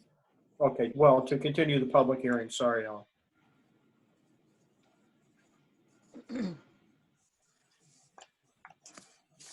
Would anyone care to make a motion on that? Oh, this is Ann. I'll make a motion to continue the public hearing on PZ 2020-09, Broadbrook Meadows, applicant Winbrook Homes LLC, re-subdivision for a 15-lot residential subdivision and special use permit to allow 3 rear lots. Property located at 131 Depot Street, corner of Depot and East Road. Property owned by Sheila Jaros. And I propose it's continued to the next regular meeting. So second, Second, all those in favor, raise a hand. aye. Aye. Aye. Aye. Motion passes.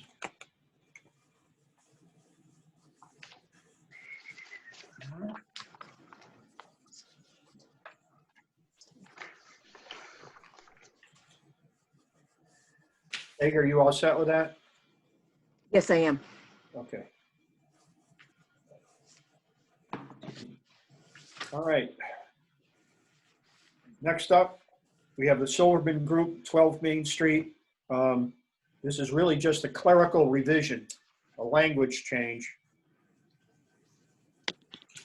from the original. And to be honest with you, Dick, there is some discussion about deleting a condition that I think you want to consider, whether you want to actually delete condition 3. But let's start about On Silverman or on Meadow? Silverman. It's a standard condition though, however, on almost all of your motions. So I think you want to think about that. But let's talk about correcting Silverman and deleting the conditions that were incorrect, which I believe was 16 and 17. Yes. Okay, so those 2 should be deleted. Tim is also asking for the deletion of condition 3, which he is questioning why we are asking for filing site plans motions on the land records. It is something we have done for some time, and I'm kind of losing why we're questioning it now. I'm familiar with it being done on site plan approvals. It's being done on site plan approvals. Subdivisions. Nope, it is being done on site plan approvals. It was done on site plan approval, Tim, for ACI that we approved last year. It was done on the site plan approval for TBK that we're bringing through. And you're right, it is done on special use permits. It's done on text amendments. It's done on zone changes. And the total condition refers to assigning responsibility to others if the development is sold or assigned to someone else. I don't think we want to take that out of the motions, but I'm just staff. I'm not the one who makes and creates these approval motions. So Dick, this is just giving you the history on them, that is a condition we carry consistently in all of your approval motions. Dick, this is Anne. I would Yes. like to weigh in on what I believe is the value of filing on the land records. Okay. Sometimes it is difficult to find the records in the planning office, and they can be found in the town clerk's records. So before you go ahead and consider deleting that requirement, I would ask that we make sure that the records in the planning office are permanent, archival, and retrievable, which I'm not convinced they are today. Okay, Peg, thank you for the information. Mhm. And I'm going to say that,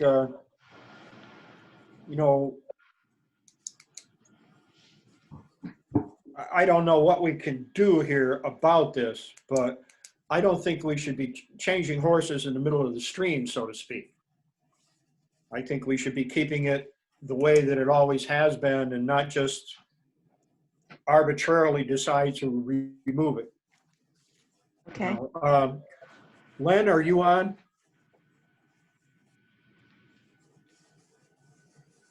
Len Norton, are you there, Len? Dick, this is Jason. Just give him a second to get unmuted. I was looking for a file, sorry. I'm here. Okay, on the condition 3 for the Silverman Group, they want to scratch out a copy of this approval motion shall be filed in the land records prior to the signing of the final plans, and they want to delete that. Now, we've always had that. Why should we delete it? Can I clarify for you, Dick, that Tim's suggestion was deleting the entire condition, which would also be the preceding sentence, which is the reference to assign. I wouldn't want to have that. I apologize. This is Tim again. Really, what I did was I went back and I looked at the conditions of approval that were put on the former Sardilli piece at this site. And this approval condition was not in there. And the client is looking to move forward with construction. And I just noticed the fact that, all right, this one had the condition that it had to be filed on the land records. So I was just questioning, well, why do site plans have to be filed on the land records? Because I went to some other conditions of approval where I didn't think I saw that as well. I agree that it should should be consistent. And I also agree that it should go on to, if the development is sold, it should go on to the new owner or new developer as well. I was just questioning because in the couple that I looked at, I didn't see the requirement to file a site plan approval on the land records. But if that's your standard and you want to keep it that way, then I'm fine with that. Okay. Dick, this is Len. I was actually looking for my Sardilli file at the time to see if the condition was there, and I didn't have a chance to find it before you called me, but. I do believe it was there. I don't, I guess my question would be, how long would this hold up the developer, Tim, from being able to start construction just by filing it on the land records? No, if it happens, you know, if we can get the signed approvals quickly enough, then it's not a big deal. It's not at all. Although I do think that, how is it written? Is it listed as something that has to be done before the signing of the Mylars? No. And actually what will happen for you, Tim, is that they will vote and perhaps change, you know, delete the other incorrect conditions. Yep. I will try to have your revised motion available tomorrow morning for someone to start looking for the signees. That is the issue with us. We need to find the people to sign it. So I guess we would be seeking you, Dick. We would be hunting you down at your home. And maybe Jim, would you be agreeable to signing the motion? Yeah, sure. You know, someone, probably not me, but someone would go to your homes and ask you to sign them. And we would then we would give you the form to file it. And we would ask you to come back to the town hall, pick up the original motion, take it down to the town clerk, have it filed. So kind of quickly. Yeah. That's fine. Again, it is listed as a condition which must be met prior to signing of Mylars. So Okay. if it could even happen before or after that, you know. Well, I don't want to hold up anything with Right. projects, so I'm just trying to available for you, and make it as quick as possible for the developer to Me get too. to it, that's all. Me too. Yep. This is Tim Moore. Maybe it says or revised. Maybe it doesn't make sense, just like Tim just mentioned, that it says prior to signing the Mylars. Is the final plans that it's referencing, is that the same as the Mylars? Maybe it doesn't matter that, maybe it could be filed. Maybe it doesn't have to be filed before the signing of the final plans, but at least have it so it gets on the land record at a different time, maybe revised. So can I explain your filing of the Mylars? I have up to 90 days to file the signed Mylars. So I Okay. see that as an impeding construction. Okay. If it were me, I would try to seek the signatures tomorrow, and then I would come in and ask for the signed motion and take it down to the town clerk, or take it to her window and ask her to file it. And that part's done, and you can do whatever you want to do.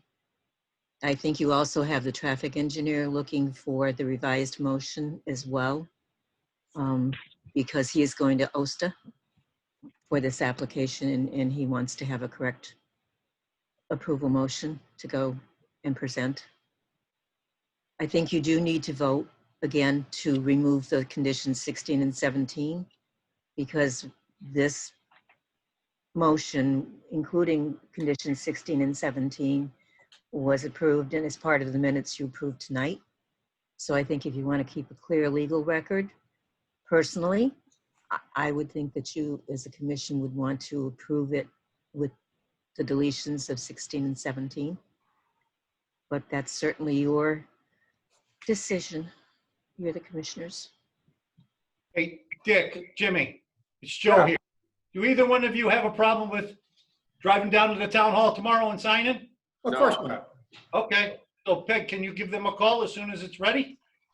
I can give them a call when I get in at 10. Is that okay? Sure. Does that work for you guys? Works for me. Okay. I was going to do that anyway. I like going down to see Peg. I know, huh? With my mask on. Okay, can we have a motion to approve this, but with striking conditions 16 and 17? This is Ann. I'll move that we revise the approval of our motion to approve PZ 2020-10, the application of the Silverman Group requesting site plan modification for the development of two 123,100 square foot buildings for a warehouse distribution facility and an increase of 62,000 square feet of new impervious surface. The subject property is located at 12 South Main Street, map 081, block 11, lot 082, and map 071, block 11, lots 3AL 06A and 010 in the B1 M1 zoning district.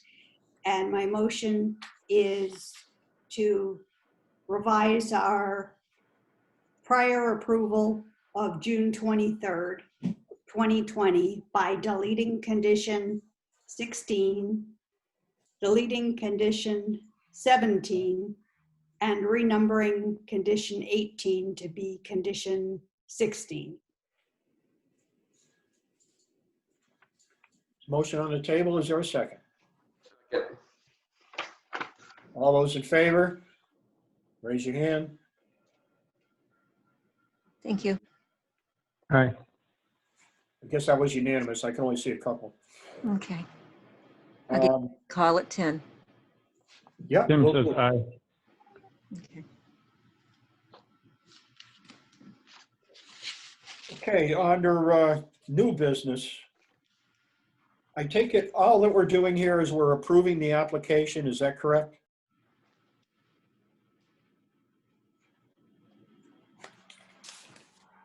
No, I'm here to make a presentation. Oh, you are? Okay. Okay, we've got an application from ACI Auto Group, 206 South Main Street. Request for modification of approved site plan for 9,360 square foot building for used car sales and auto repair. Property owned by 206 South Main Street, East Windsor. Go ahead, Tim. All right, I'm going to try to share my screen again if you will let me. Let me go to. All right. So Tim Kuhn with J.R. Russo and Associates, professional engineer, here representing ACI Auto Group for a site plan modification at 206 South Main Street. This is located on the west side of South Main Street, just north of Abbey Road. It's a 10.06 acre lot, zone B2. And back in November 13th, 2018, you approved a site plan, which is shown right in front of you. It included a 10,500 square foot building and for the use of car sales and auto repairs.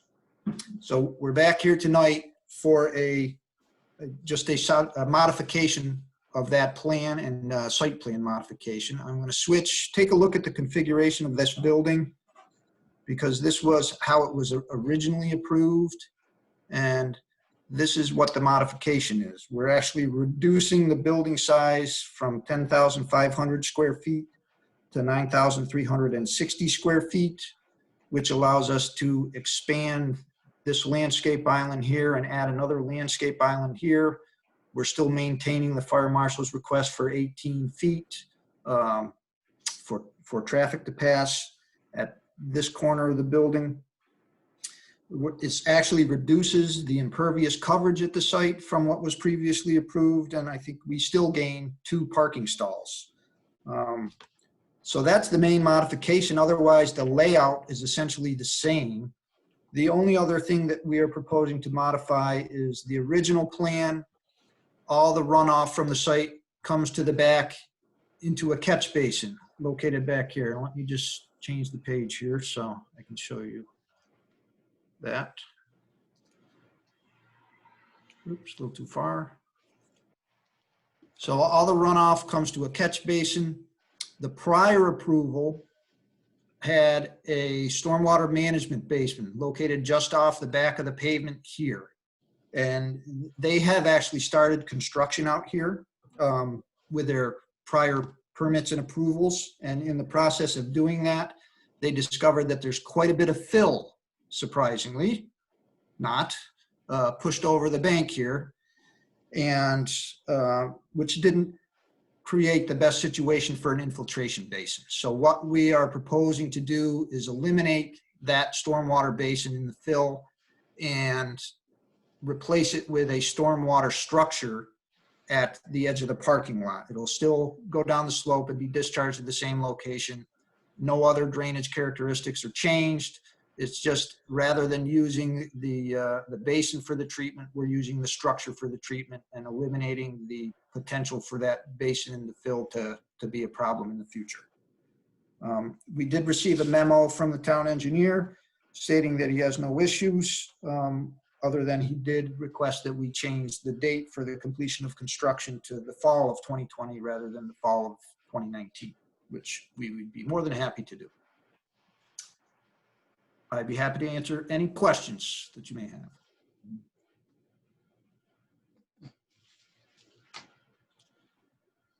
I don't have any questions at this time. You're not really changing much of anything except some cosmetics other than the drainage. That's correct. Really the drainage and the building footprint. I don't have anything for Tim. And Marty? Everything looks okay to me. I don't have anything. Looks straightforward.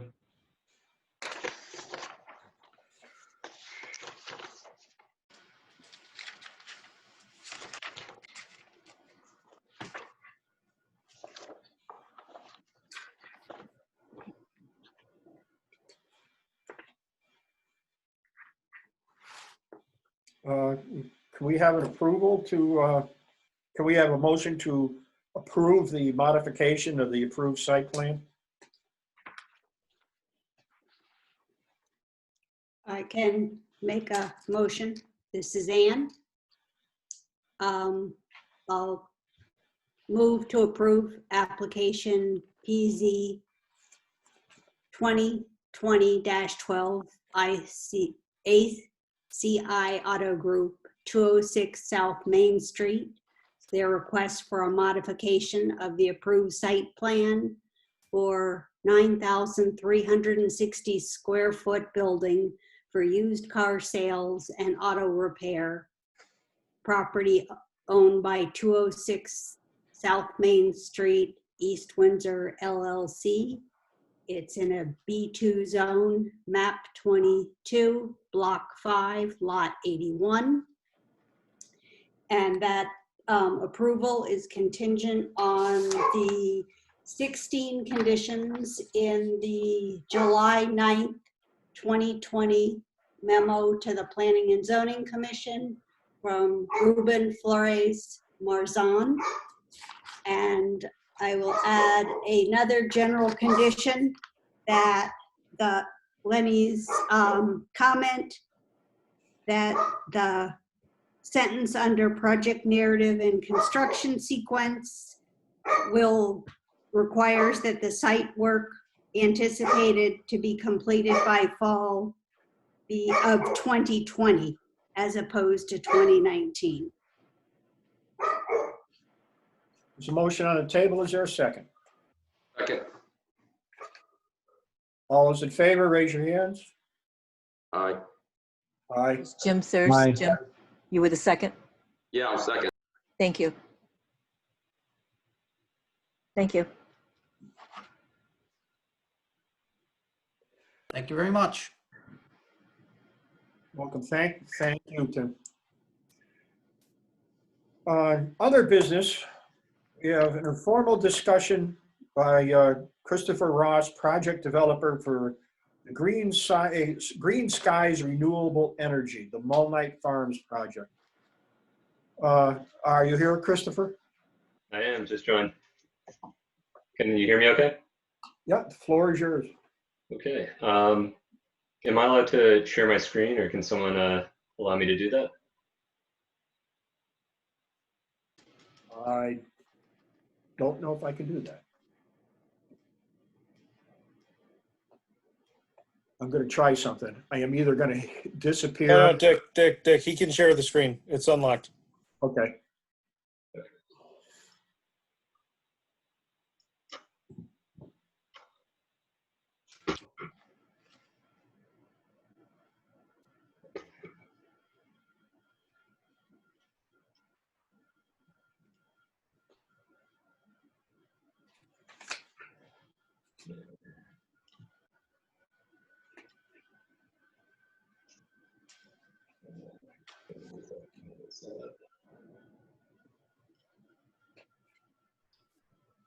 Okay. Everyone see that okay? Yep, perfect. Yep. Great. So thanks for having me tonight. We're really looking forward to sharing this project with you guys. We think it's a great project. Unfortunately, it's just me tonight. I had a couple other team members that I wanted to join, but they got tied up at a hearing for another project. So I'll try to field questions as best I can, but I may have to give you some IOUs if they're related to very detailed engineering or business development, things that I'm not too familiar with. So before we jump into the project, a little bit about our organization. Green Skies Clean Energy. Originally, Green Skies Renewable Energy was founded in 2009 in Middletown. Our business model, we develop, finance, own, and operate renewable energy projects throughout the United States with a focus on municipal, commercial, industrial, and utility scale solar development. And to date, we've constructed and operate over 230 megawatts of solar projects across the country. The Mullight Farm Solar Project is located in the southeast corner of East Windsor. You can see here on this map in the red. That is the parcel that it's located on. The is on Barber Hill Road. The owner of the parcel is Leonard A. Mullight. Parcel size is about 54 acres. The limits of work for the project is about 32 acres. Total system size of 7.89 megawatts DC and 4.9 megawatts AC. With a panel of 19,968 panels. And this project was awarded to us through the 2019 Eversource Low Emission Renewable Energy Program. Site locations. This is a close-up of high-res aerial imagery. You can see here the parcel in red. The limits of work are primarily in a rectangular shape in the northern part here and slightly extending south near this barn. So a bit about the site conditions. It's currently active farmland being used to farm shade tobacco. The soil is comprised of well-drained silt loam. Slopes are generally between 2 and 5%. Proposed project area is clear of any vegetation, so there will be no clearing necessary for construction of the project. No wetlands or vernal pools were identified during our field studies. No sensitive habitat for threatened or endangered species either. Lots of sun. So there's really not a whole lot here that could potentially shade the array. So the production is estimated to be pretty high. This is the layout of the project. You can see here the entry point is off of Barber Hill Road. We'd be improving the existing farm road. There are 3 gates with code locks along the access road here. 2 hammerhead turnarounds, 3 infiltration basins, and a 7-foot high chain link fence with a 6-foot gap to allow for small animals to travel through the site. There are 3 pad mounted AC combiner inverter pads, and it's not shown here, but there would be a switchgear located close to the road where we interconnect on Barber Hill. The existing line on Barber Hill Road is a single phase. This would be upgraded to 3-phase from the point of interconnection south all the way to the Barber Hill Road substation.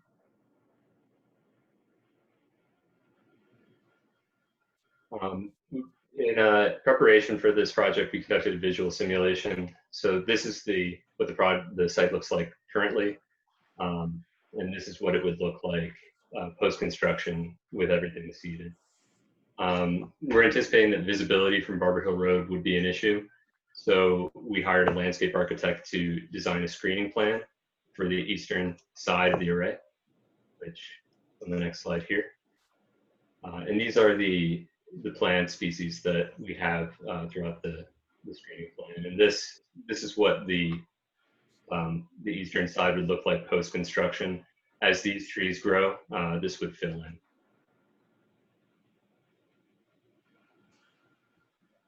Something unique about this project, we're incorporating a form of agriculture co-use. Over here on the right, you can see this is a picture of our apiary on our East Line project. In its second year, we're expecting that to yield around 50 pounds per hive honey. This is a picture of another project that has pollinator habitat seeded throughout the site. This is another option that we could utilize for this site. But the co-use that we're trying to implement here is sheep grazing. This project would be the first project in Connecticut to implement this form of agriculture co-use. It's been done quite a bit in Massachusetts and New York State, throughout the country. But the way that it works is you essentially substitute a mowing contract for a grazing contract. And you'd have the sheep on site, rotationally moving throughout to keep the vegetation low so that it doesn't grow to a height where it's starting to shade the area. This would be in line our effort to try and maintain the agricultural character of the area. So the project benefits. So this project would provide renewable energy to the state's electrical system, energy to be purchased by Connecticut utilities and used by Connecticut residents. Lease revenue generated by the project through the lease agreement with the Molnites will help support their farming operation. There'd be a new source of tax revenue to the town of East Windsor without being a burden on town services.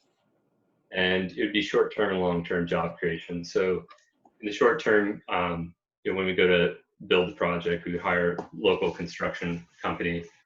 And long-term would be, whoever we hire to maintain vegetation on site. So to give you an example, a typical mowing contract is about $900 per acre. If you were to pay a farmer that amount to raise sheep on site, it's a pretty substantial amount of money, especially considering how difficult agriculture is in the state of Connecticut. So typically, a lot of farmers have to rent land. This would be sort of the opposite. And this here is just a screenshot of the US EPA carbon debt analysis. So annually, this is what the equivalent would be with the project would offset. A little bit about the timeline here. So we started development of this project in August 2019. We performed wetland delineation, boundary and topo survey, phase 1 ESA, phase 1A cultural resource survey, all the field studies required to identify any red flags. We didn't identify anything that would be prohibitive to development on site. Overall, it's very good from an environmental standpoint. We began engineering in January, February this year, and started public outreach around February throughout April. And this involved meeting with the Siting Council, the Department of Agriculture, East Windsor town officials, and engaging neighbors we identified that may have a visual impact by the project.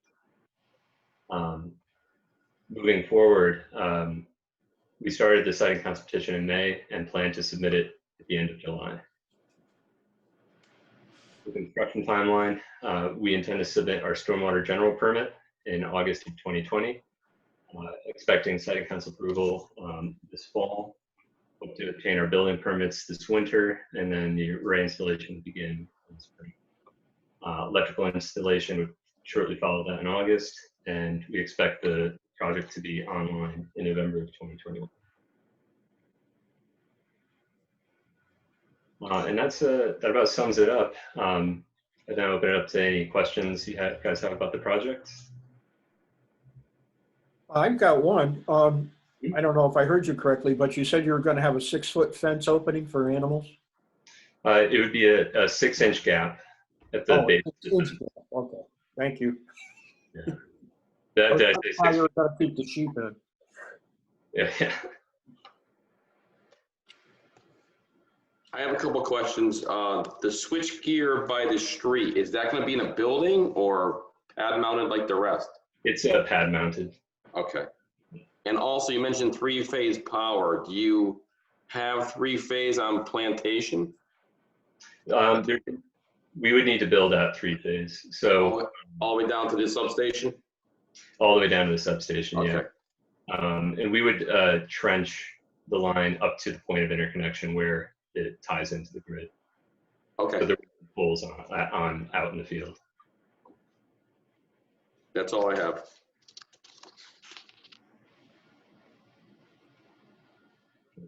This is Tim. I was relatively unexcited about another solar panel project until I heard sheep. I was, for that, what, would you have water on site? Yeah. A well? Yeah, so we would, there's already a source of water as the farmers have an irrigation system in place. So it would just be whoever we hire to manage that would be filling their water and keeping that going essentially. Okay. So then you would have like a yearly contract, and then if somebody wasn't able to keep up with their sheep or something happened, then you would have a separate mowing contract in place as a backup?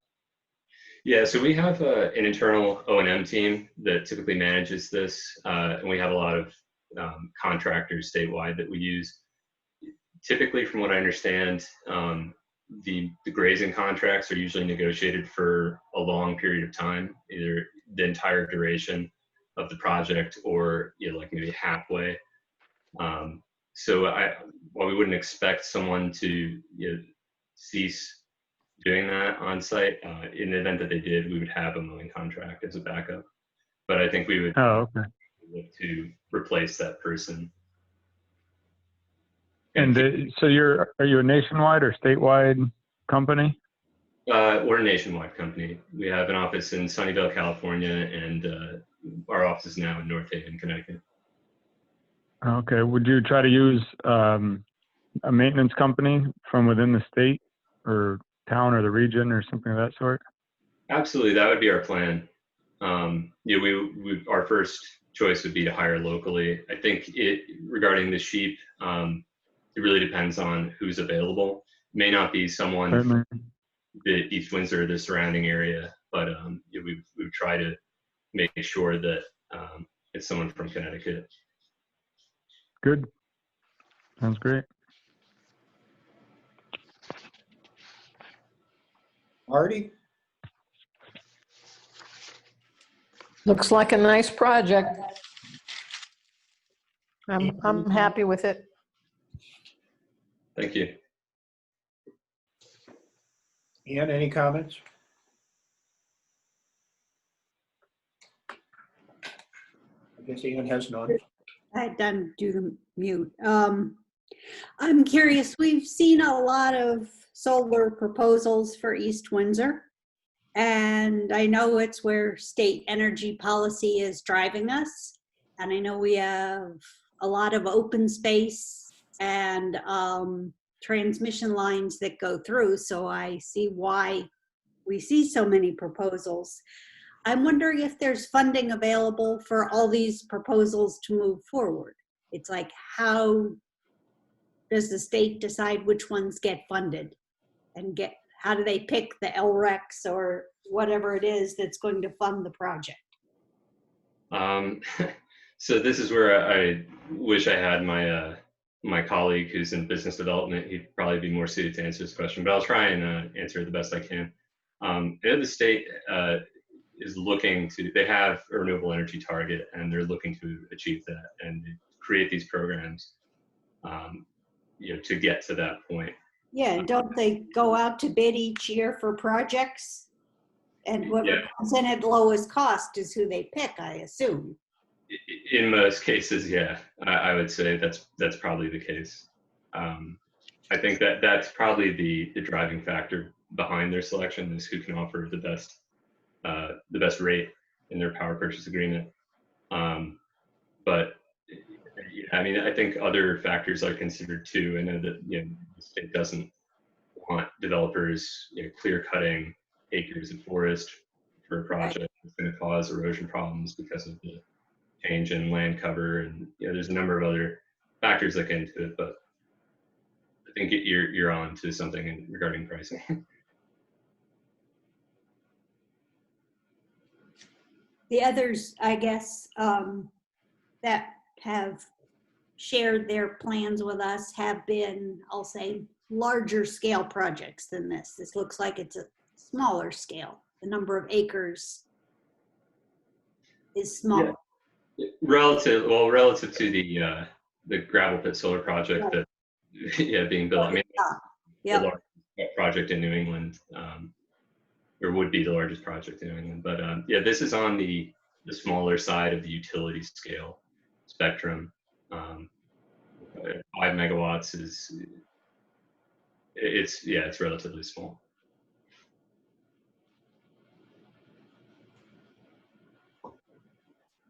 I have one more question. How long is your lease agreement, or are you purchasing the property?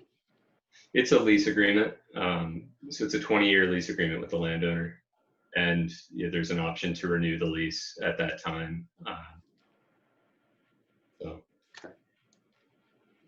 And that's the duration of the power purchase agreement. So that means that the renewal of the lease would be contingent on the utility willing to continue to buy the power as well. So there's a couple of factors there.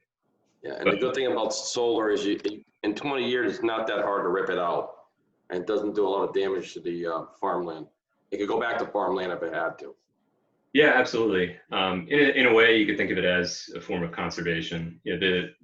We're essentially locking out that land for the duration of the project, and then when the lifespan is up, you can remove it. And actually, in this case, we would expect that the soil would be more fertile 20 years from now than it is today, having been actively used for sheep grazing, as opposed to annual tilling and seeding.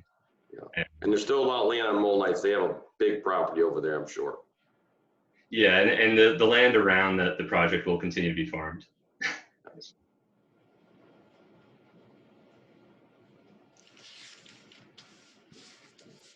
Anyone else have anything? Well, Chris, thank you very much. Very Somebody had their informative. hand up, Dick. Pardon? I saw somebody had their hand up, no? Yes. Chris and Mark. You're on mute. You're on mute.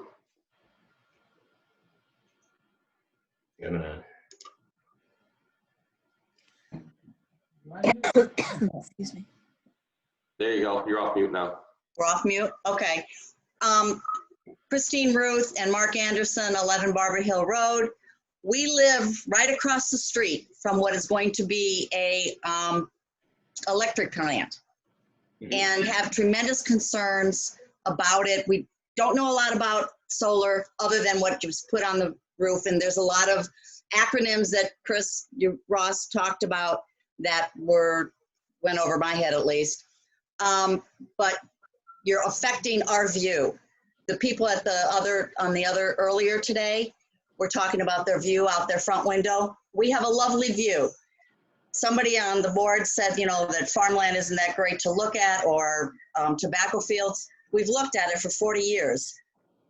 And I hate to see solar panels out the front window and all that. And I just would love to know, I have a list of questions, but I'd like to know, why was this property chosen as opposed to one that does not have homeowners' houses in the vicinity?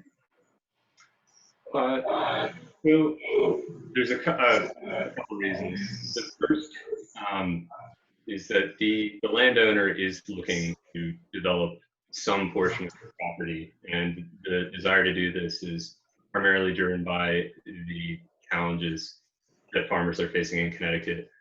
It's very difficult to make ends meet farming, and this is one option they explored. It's not the only option. They have looked at residential development, and that would similarly obstruct your view. But as far as why this was selected, why this site in particular, really it had to do with the site condition. The proximity to substation, to build a solar project, it needs to be close enough to a substation that we can tie into. We need to plug it in, essentially.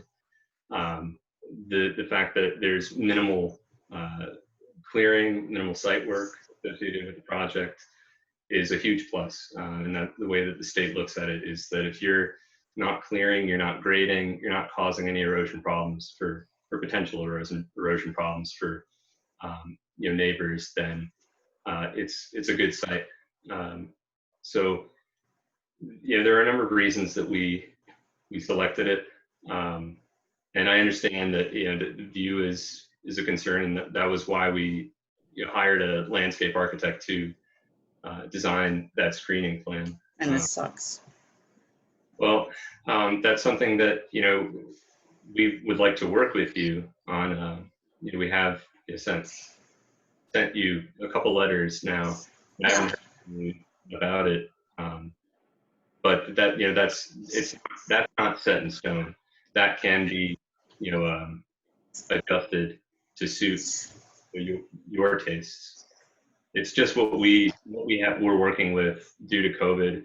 We weren't able to get a lot of feedback from neighbors, so we went ahead and we had someone design this as a start. And it's more than what a lot of developers do for this sort of thing. Can I ask, is this a done deal? As No. far as the town goes, is this a done deal?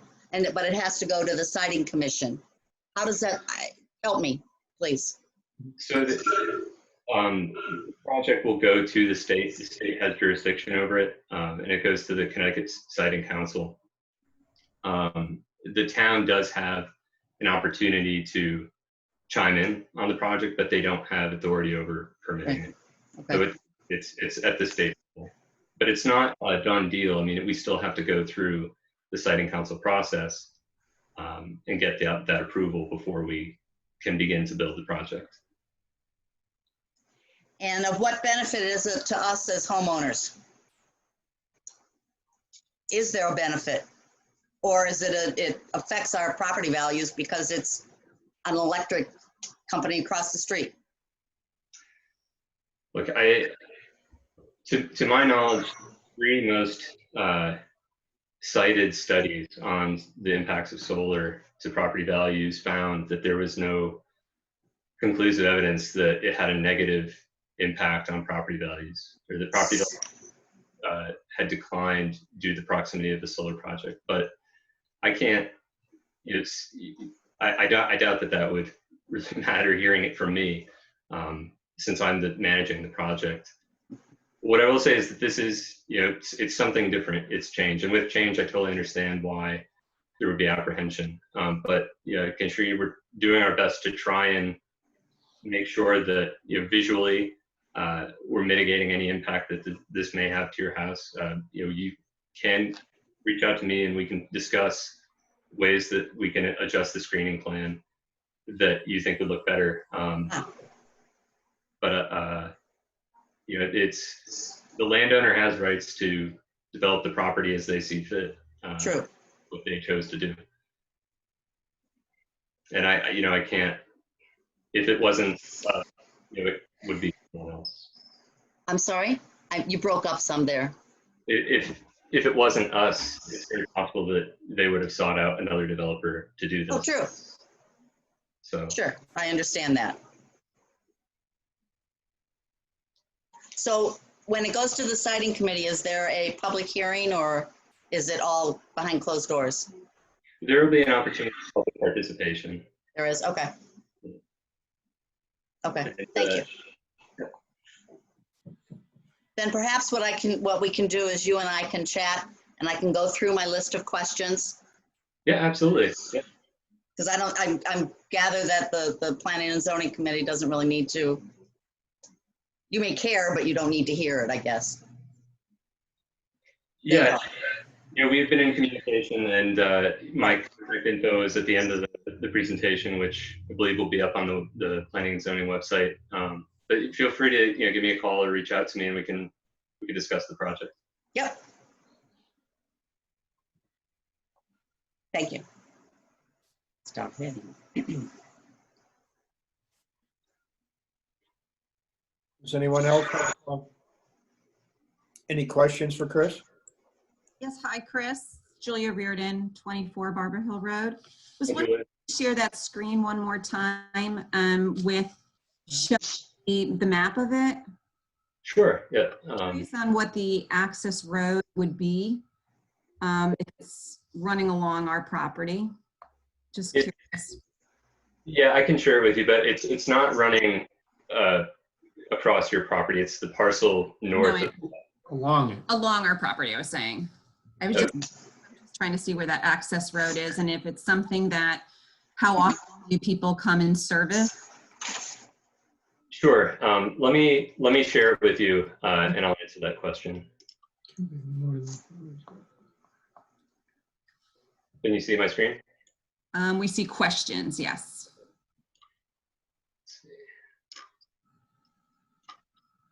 So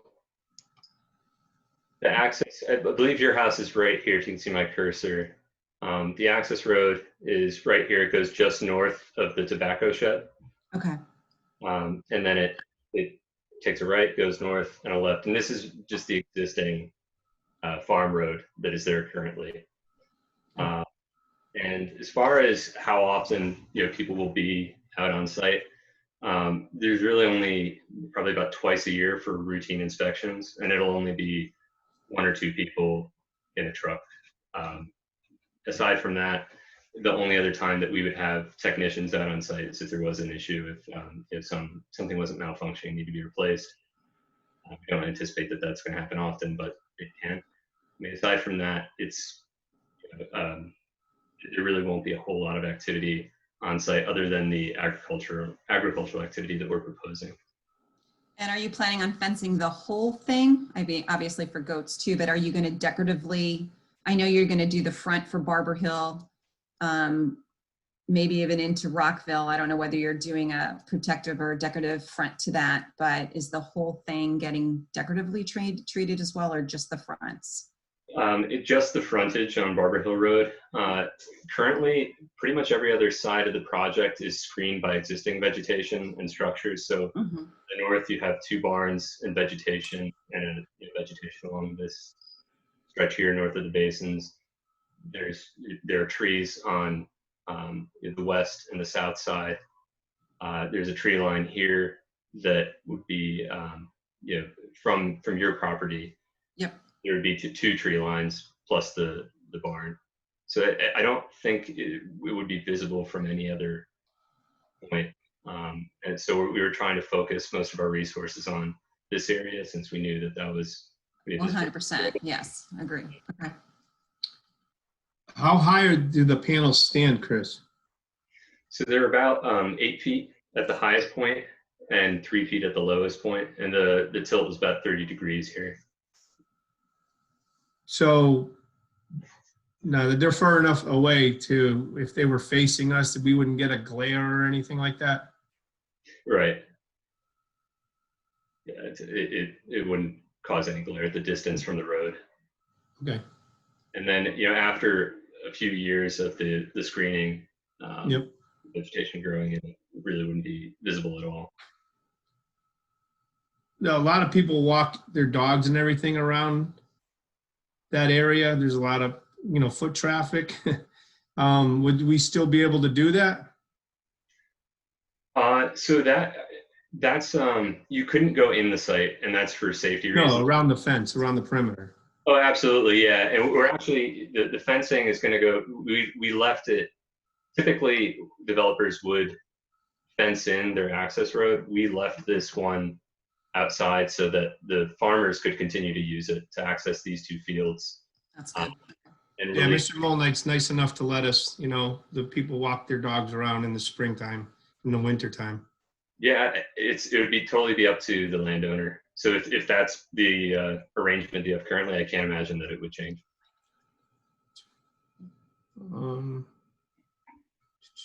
They already asked about property value.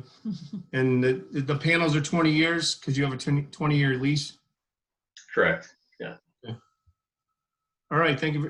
Would there be like a contact if there's an animal in distress or anything like that and we hear it or we have to hear it? Can there'll be somebody we can contact?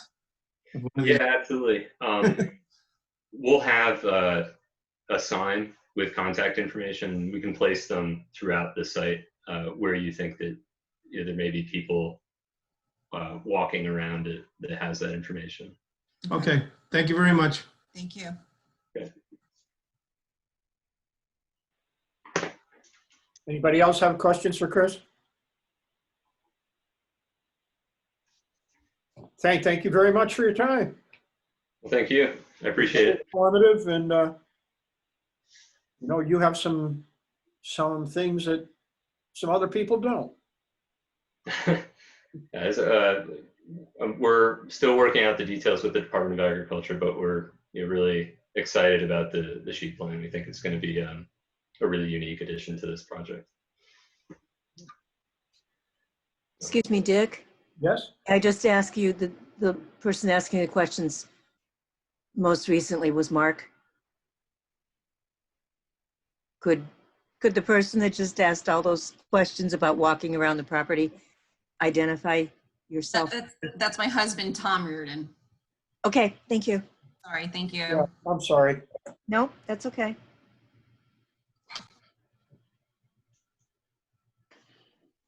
Okay. Thank you very much, Chris. Thank you. Hey, Dick, this is Jason. Just in the interest of staff time, would we be able to take up Joe Sauerhofer and the zoning enforcement stuff? So he's on the clock, and it's 9 o'clock at night. Okay. Yeah, we can do that. Thank you. Is Jason Hoyt in the audience, 332 North Road? Yes, I'm here. Okay. We're going to skip to Joe Sauerhofer, but it shouldn't take very much time. Okay, not a problem. Okay, thank you.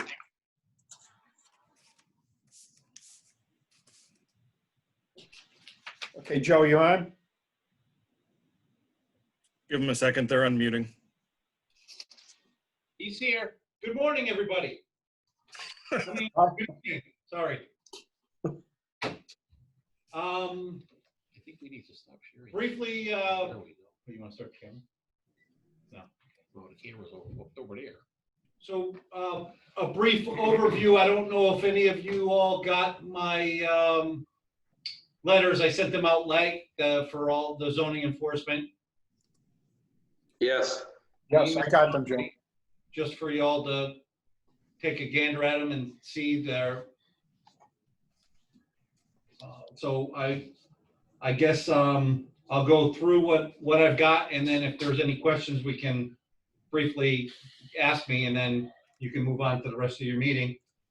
So basically, 131 North Road, I've got a letter to go out for 38 and 40 Pleasant Street. A letter. I don't want to point the camera towards you. You have to use the other remote. Okay. There you go. Look at that. Harrington Road, I also have a letter. I did our big sites, 20 North Road, West River Farms, Craftsman Road. Everybody's been in compliance. We haven't had any issues. Oh, look at that. It looks like West River or North Road, Calamar, they're proceeding fast up there with paving. They look like they're prepping their parking lot and everything. They've been very good about the erosion control. My pit visits for Wapping and Windsorville and Apothecaries, again, 3 weeks of no issues, no complaints. Everybody's been happy. No slamming of tailgates, no complaints of anything there. Currently, we're working on Farms Road to wrap up Farms Road with the detention basin. We're out there working. Actually, we've been working out there all week. All the catch basins, everything's been all the cementing and everything to avoid any sinkholes has been taken care of. So we got a good handle on that. We hope to wrap that up by the end of the month. I did get a couple new complaints of unsightly materials and cars on Bridge Street, which I enclosed those letters also. I also have, I guess, I'm looking for a little advice from the commission on, I've got a complaint. I'm waiting for an actual signed complaint to come in from a resident. Their neighbor are piling dead grass along the property line, and she's complaining about the smell of the rotting grass. And I really believe it's just somewhat of a neighbor dispute. And I'm not quite sure how it falls into a zoning enforcement issue. So I'm looking for a little advice on that, and I'll answer any questions. I don't have anything for you, Joe. I got nothing. On the dead grass question, what's the quantity of grass that's being piled? Is it a small amount or a landfill? No, every time they mow their lawn, they pour a berm of the grass. It's the only place the resident that lives there has a place to get rid of it. But it's on their own property. It's on their own property, on the property line. So it's a compost pile. Well, I would say, yes. That's what I do with mine. I mean, my pile's not very big. Joe, it might be nice and neighborly if they could just get a bag of cheap lime and throw that in with layers and help break down that lime kind of snuffs out rotten smell. My pile has no smell, so I'm surprised they have a smell. Yeah, I think it goes deeper with the neighbors. I'm not quite sure. But to me, everybody has I'll say, unless they mow their lawn and spread it back onto their lawn, if you bag it, you have a pile from your bagger.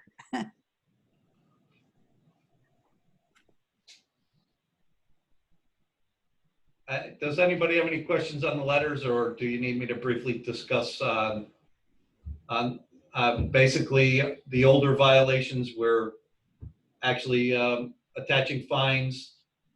And I do have a comment that was brought up earlier with the discussion about the development on Depot and East. I did send an email out to the developer on Reservoir, the silt fence. 90% of the silt fence is up. It appears that when they're driving in and out of the site, they've been running it over. But I sent an email with some pictures out on Friday, and I have yet to hear back. I will give him another day or two. But we are on top of all the zoning enforcement. And if it is needed, we will be on top of the same developer on Depot and East. I thought your letters were very good. Thank you. So this is Jason. Joe's done a great job of helping out on the zoning stuff in the very short 4 months he's been doing it now, or actually it's pretty close to that. The reason that we wanted to make sure we shared those letters with you that are dated for tomorrow is because those are a pretty aggressive step. And we want to make sure that the commission, who is responsible for zoning enforcement, I mean, ultimately that's your purview, is comfortable with us kind of bringing the pain on those. We have not done that as a commission or a community in I believe in a number of years. So we are prepared to do what you guys direct us to do and have drafted those accordingly. We just want to make sure that we have your acquiescence to move ahead. 100%, send them. Yep, I have no problem. I support you. And FYI, it feels like it's been 40 years, not 4 months. Just to give the commission some context, Joe does his real job during the day, and then when his workday ends at 3:30, he spends more hours doing the zoning enforcement stuff. So it's not like he's able to shoehorn a lot of this stuff into a normal 40-hour work week. He's been working a lot of hours on your behalf. And with the assistance of Jason. Yeah, I'm always working though. Well, thank you. We appreciate it. Well, thank you very much, guys. We do appreciate it. Okay, well, I'll let you get on with your meeting. Thank you very much for taking me early. Yes, please. Good night. Okay, informal discussion with Jason Hoyt, 32 North Road. Good evening, ladies and gentlemen of the board. My name is Jason Hoyt, and my partner here is I'm Michael Maczarowski. we're proposing a restoration / conversion business, which will be specializing in electric conversions of classic cars. So our clientele is more of a higher end, low volume, higher end business, and the quality of the car, the quality of the workmanship, and the customer base that we're trying to attract is it's of the better side of things. So what we're asking for is basically a special exception to allow light, and I will explain this a little more, light auto body work to the cars that we're converting, and also for general restoration work, so we can help fund the conversion side of this business. I have searched in the past 3 years, being involved with starting another business that I'm no longer connected to. I've searched many buildings, probably 25 or 30 buildings in various towns. And this property at 32 North meets our needs above and beyond, down to the financial end of it, the location, the building cleanliness itself. We would need like zero effort to minimal effort to be up turnkey and have the presentation of the building be to our standards and our client standards. So that's kind of why we're here and having this talk, is we'd like to have some kind of a exception made, because being the M1 zone at this point, I understand we can just turn in right now and start doing general repairs, but the next phase of it is kind of critical to our business. So one of the things to clarify the auto body side of this is that we will be doing absolutely no spraying of primers or paints or anything. All of that work is going to be subcontracted to a facility that has a properly approved spray booth and all of the proper EPA compliance to all of that side of the business. What we are trying to have happen with the auto body side of it is coach building, so metal forming, metal shaping, and then the next step in that, which would be the filling and straightening and sanding. So as far as the auto body side of it goes, it's strictly the pre-prime, pre-paint steps, and it's on trying to keep the cleanliness again is the best it can be. So for an example of our client base here, I don't know if everybody got the email with some of the cars that we have, these are actual customers, actual clients that we've worked on, and we actually are planning on doing more work on. These 6 cars on this screen conservatively add up to about $6 million worth of cars. So you can understand that this isn't a crash bang. We're seeing in another Kia high production shop. This is tip top, high end, and we're very, very fortunate that we have access to some of these cars. So for instance, the third picture is a black and white picture. That is a 1964 Maserati 108 prototype car. There was only 4 of them made ever. There's 3 of them known left in the entire world. And we are pretty much contracted to do that restoration right now. And it's valued at, when it's completed, about $3 to $5 million, depending on what happens and how it goes. So that would not be a car that would get converted to, electric, but that's a car that's going to help fund the electric conversion side of the business. So if you scroll down a little bit more, there's a gray 4-door. It's a Daimler. That is actually scheduled to be our first car to convert to electric. So that'll be our showcase car. It needs some minor body work and metal repair work. And again, that's why we're going for this, special exception if we can get it. So I could talk about cars for a long time, but this meeting is going on pretty good. So if you guys have any questions for us, feel free to shoot them. For the most part, will this be frame off restoration? It could be anything and everything, honestly. It really depends on what the customer requires. The business model has provisions for maintenance, repairs of anything and everything. It could be a full frame off restoration. It could just be a patch. It could be any aspect of it. So we have the capability and experience to do frame off restoration. So, and probably there will be some of that, yes. What about motor work, transmission work? Mac here is pretty experienced with all of that. And again, the subcontracting is done for all the machining and all that stuff, but all the final assembly and fitting and transmission, gearbox, rear axle, engine work would all be done in-house, yes. Okay.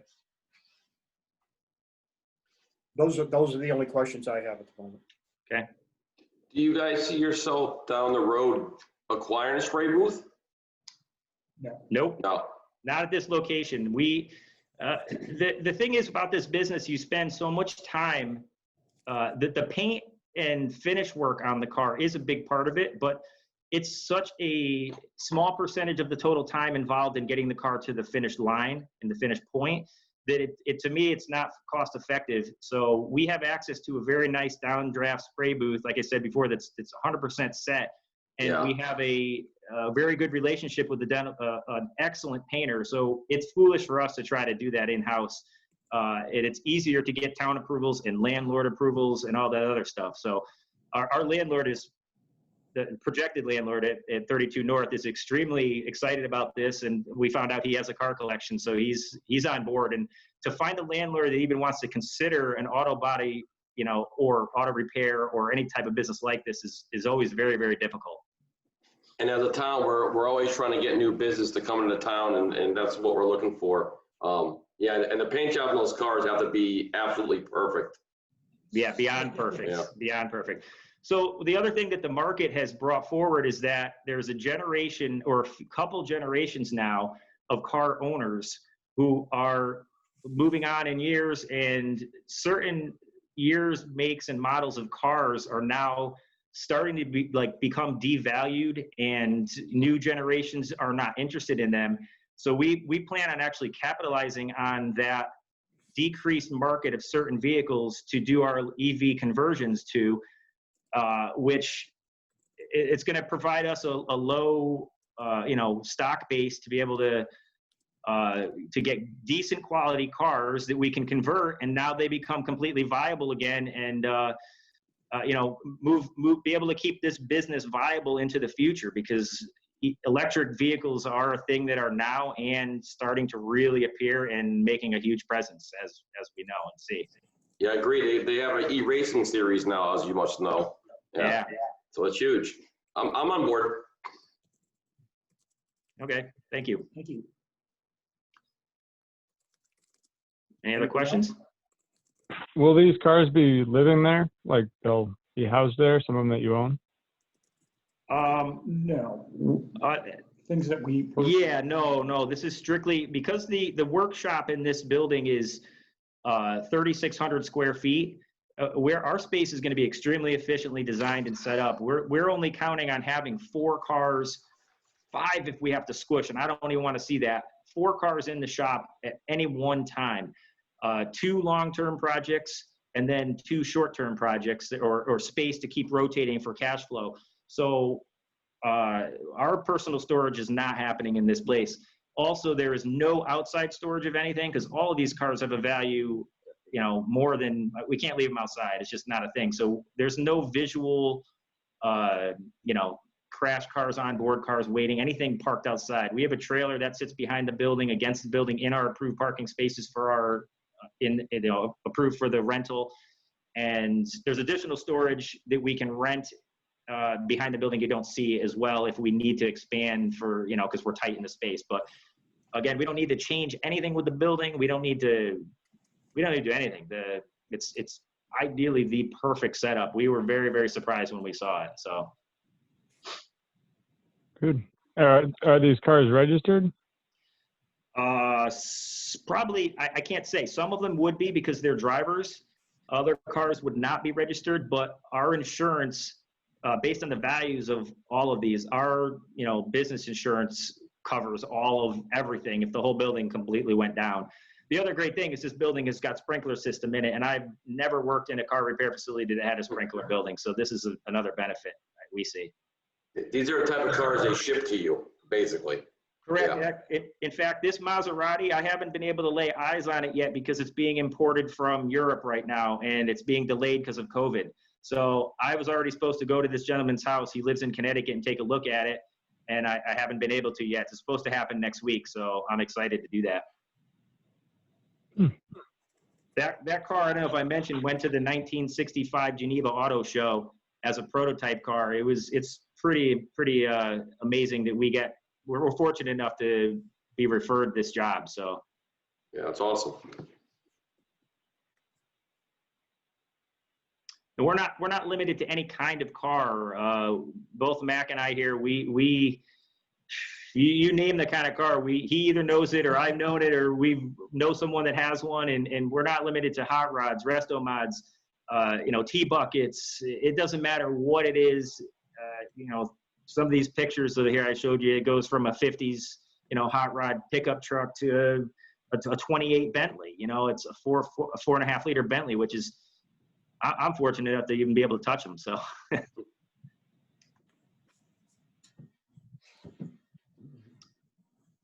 All right, anybody else have any questions, anything to add? No? Gentlemen, thank you very much. I would say it's worth pursuing. Yeah, absolutely. Okay, thank you. So do we can move to the next steps, and does that mean we put up the signs and do all that stuff? Or what is our next step? Or should we discuss that off next week or tomorrow? So Dick, this is Jason. Why don't they reach out to Len Norton tomorrow, and he can walk them through whatever their next steps are. Okay, fine. Yep. Okay, thank you. Thank you. Good luck, gentlemen. Thank you. Thank you.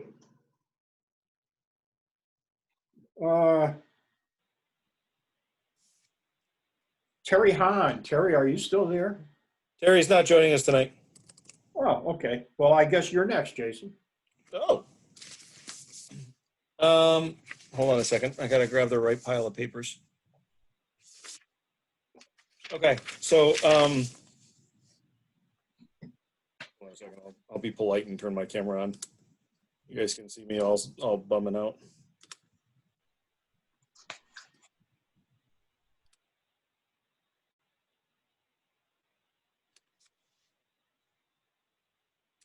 Okay, so I have a couple things. One, I don't know if this was shared at the outset of the meeting, but you've probably heard me reference a couple times to please reach out to Len Norton for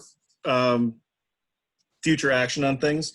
Len is once again going to be our interim town planner for what I hope will be as short a duration as possible.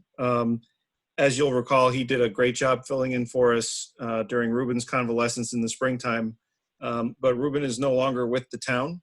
He tendered his resignation and is on to other opportunities. So while I figure out what we're doing next from a staff perspective, Len has been asked and has graciously agreed to help out this commission in the planning department again. So I just wanted to share with you that information. But the actual agenda item that I wanted to discuss tonight, and this came out of a staff level discussion that I believe I've mentioned to this commission in the past. There have been a number of developments that have happened in recent years where the town hasn't had sufficient protection throughout the course of the development project, and we've been left holding the bag in some cases. I'm thinking specifically of the Meadow Farms development Farms Road and Acorn Drive. Thinking of Kings Court, which is Dempsey, Napoleon, and King. In both of those cases, there have been insufficient bonds available to cover the costs of finalizing these developments, and they've been done or are going to be done at the town's expense to the tune of hundreds of thousands of dollars in total. And that's just a crazy way to keep doing things. So I have regular staff conversations, either all senior staff meetings or in clusters. And our economic development cluster, which consists of planning, building, the fire marshal, DPW, engineering, me, somebody else. This idea came out, WPCA. This idea came out as something that has been used successfully in other towns. And I asked Art Enderly and Amy O'Toole, Amy O'Toole is the town treasurer, Art Enderly is the WPCA superintendent. I asked them to kind of dig out what they had used when they were employees of the town of Canton.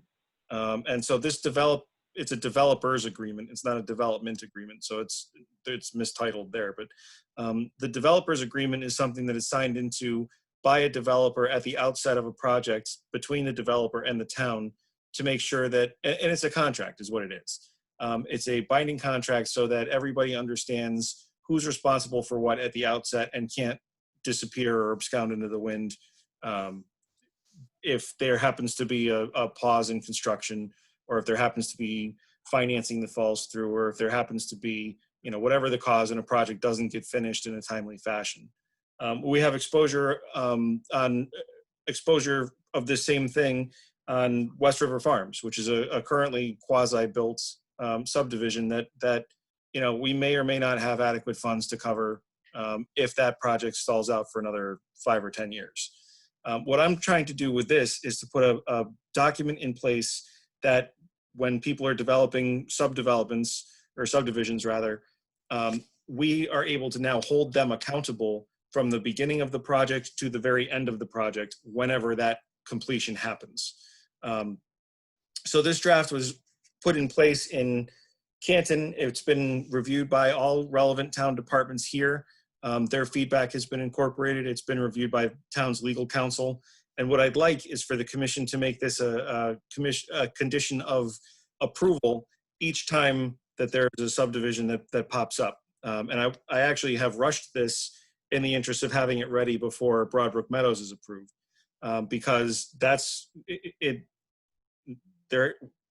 developer there has been one of those who has left us somewhat short in instances in the past. So I want to make sure that the town's interests are protected at the outset of the next subdivision, and that just happens to be the next one that's in the hopper.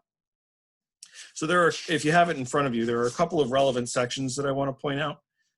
Section 6, which is roadway status, outlines specifically when it becomes the town's road and when it isn't yet the town's road. And really it's pretty obvious, but it's at the point of acceptance by a town meeting. Does that become a town road?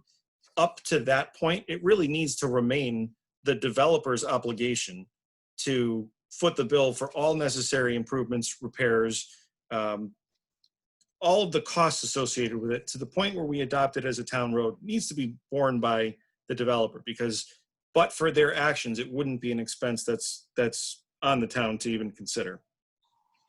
The other section I want to point out is section 9, which is construction monitoring. And in that section, it tells the various phases where the developer is obligated to report to the town the status of their work and I'm searching for the word, but the impact on the town at those phases of development. And then section 10 is where the commission would accept or set at the recommendation of the town engineer exactly what the security for the town needs to be. So if there's I'll use Acorn Drive as an example. If we had set in place that there needed to be $250,000 held in security, we wouldn't have paid a nickel out of taxpayers' expenses to complete that project. That would have been paid out of that security that was put in place at the outset of the development.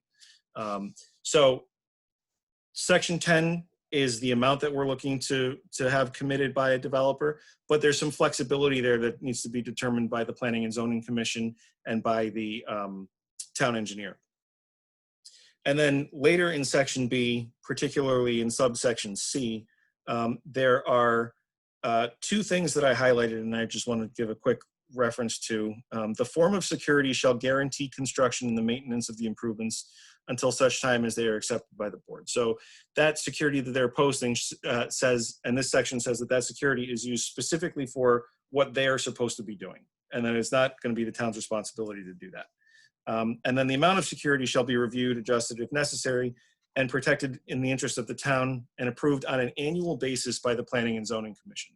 So again, using the Meadow Farms development, if that project was started, for conversation's sake, I'm going to say it was started in 2010. I know that's not true, but if it was started in 2010 and there was $100,000 that was put up to secure the installation of the 2 roads associated with that, in 2020, $100,000 doesn't get you half of one of those roads. So what this provision does is it allows the commission to review these agreements on an annual basis with the advice from the town engineer to make sure that whatever is held in security is enough to cover the costs of the work that's outstanding. So as bonds are released over time, or as the project gets nearer to completion and stalls out, the town has less exposure. In fact, ideally, the town would have no exposure. So again, what I'm looking for is for this to become a condition of approval when you guys are doing subdivisions. The only outstanding question that I actually should revisit with the town attorney is who the signatory is on this. Because it is a contract and the Board of Selectmen are the contracting authorities for the town, we may be the ones that need to sign the initial contract and have the discretion delegated to the Planning and Zoning Commission to review that annual security. Or because you guys are the zoning approval, it may be you guys who are able to actually sign and execute the contract. I'll get legal clarification on that, but I wanted to move this along as quickly as possible so that you guys would have it as a tool in the toolbox when there's another subdivision that's teed up and ready to go, as it looks like may be the case. Love it, Jason.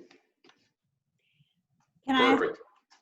I think it's a great idea. From an implementation standpoint, I guess what I'm seeing is these subdivisions get approved and then they come back at 5-year intervals. It's like a 5-year revisit. So if they're coming back at 5 years, what triggers the annual review at Planning and Zoning? I think it's the implementation date, isn't it? It's like, how will it get on the agenda to remember to review it annually? The developer has to come in, right? Yeah, well, that's a good question. I'm just, the subdivision comes back in every 5 years, and we're stuck with the question of, do we really have enough money or not now? So having this would be good.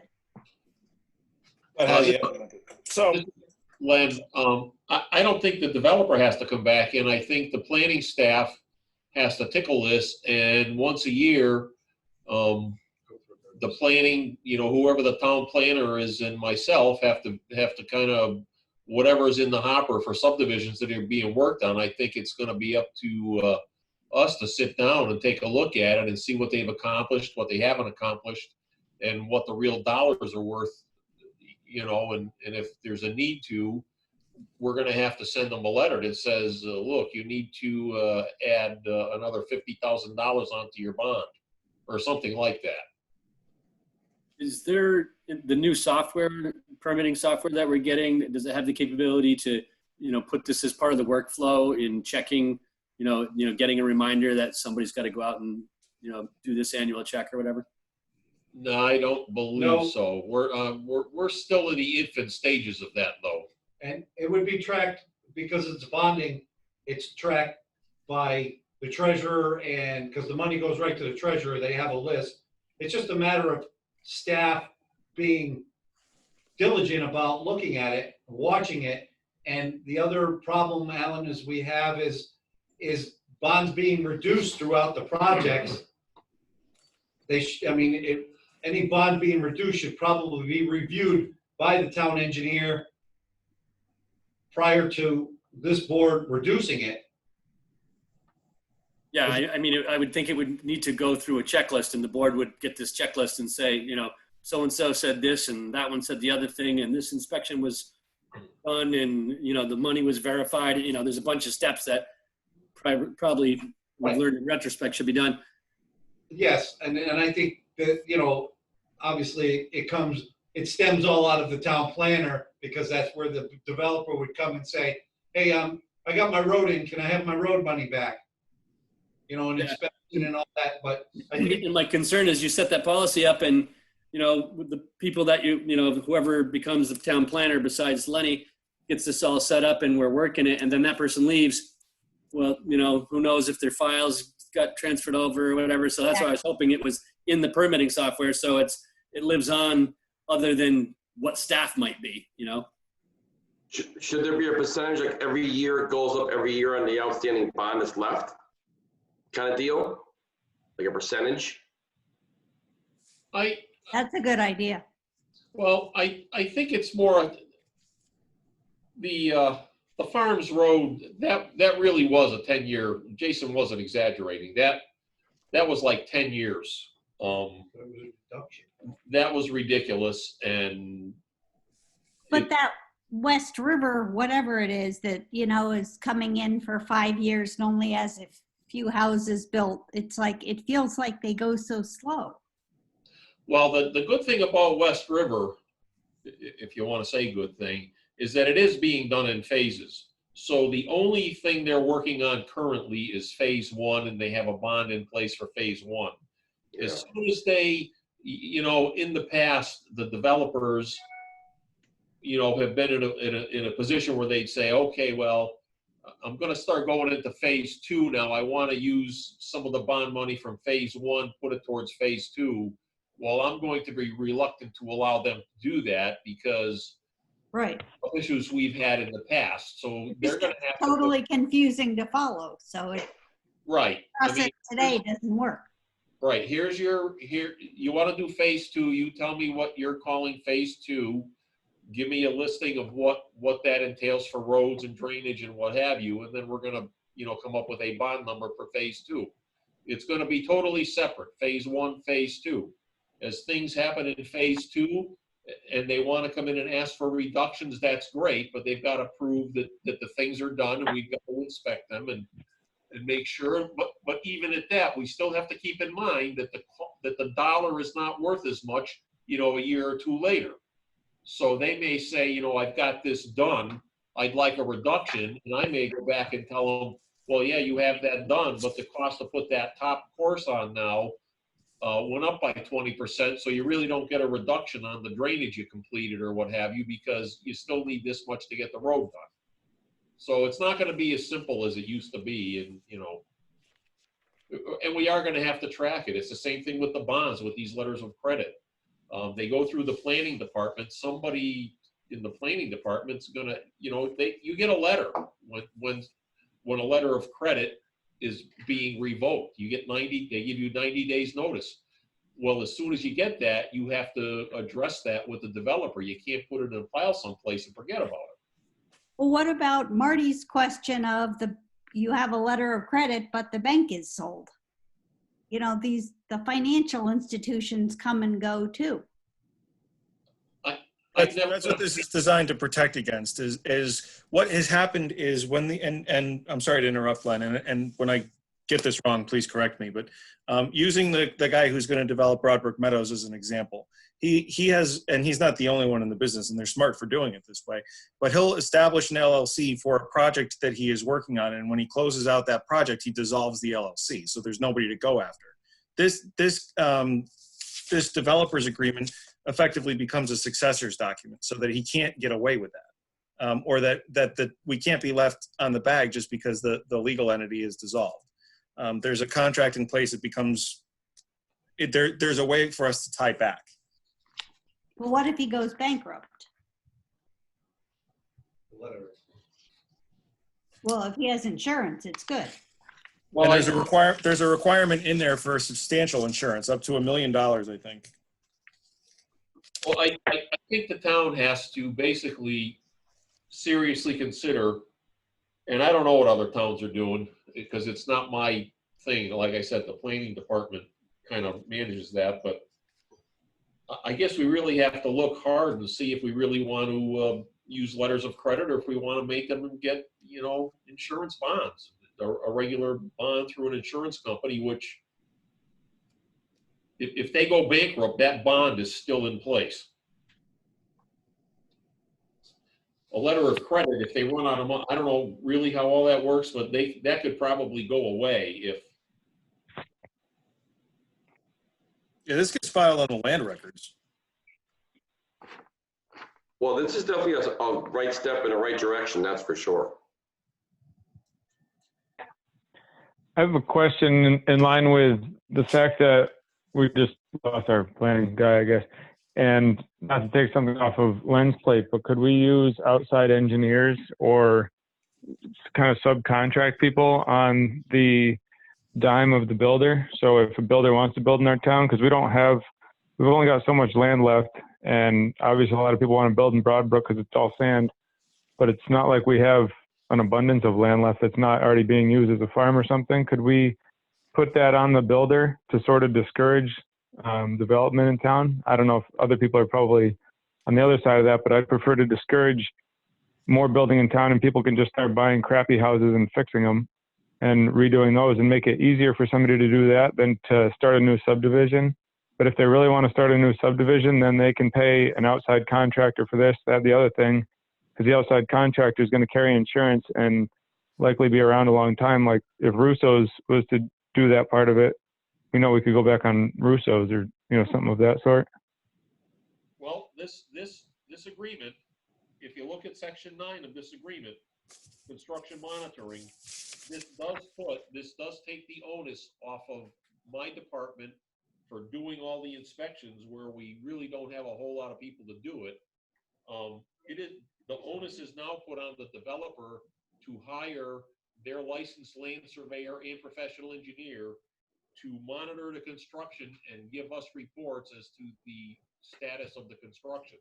So they are basically going to tell us that it was built in accordance with the plans or not. So this And how would we enforce that they actually get us that? The contract. It's right here. I think it says in here that we want them Or would we have a bond from them? Would we have money or something to hold over their head, not just a signed piece of paper?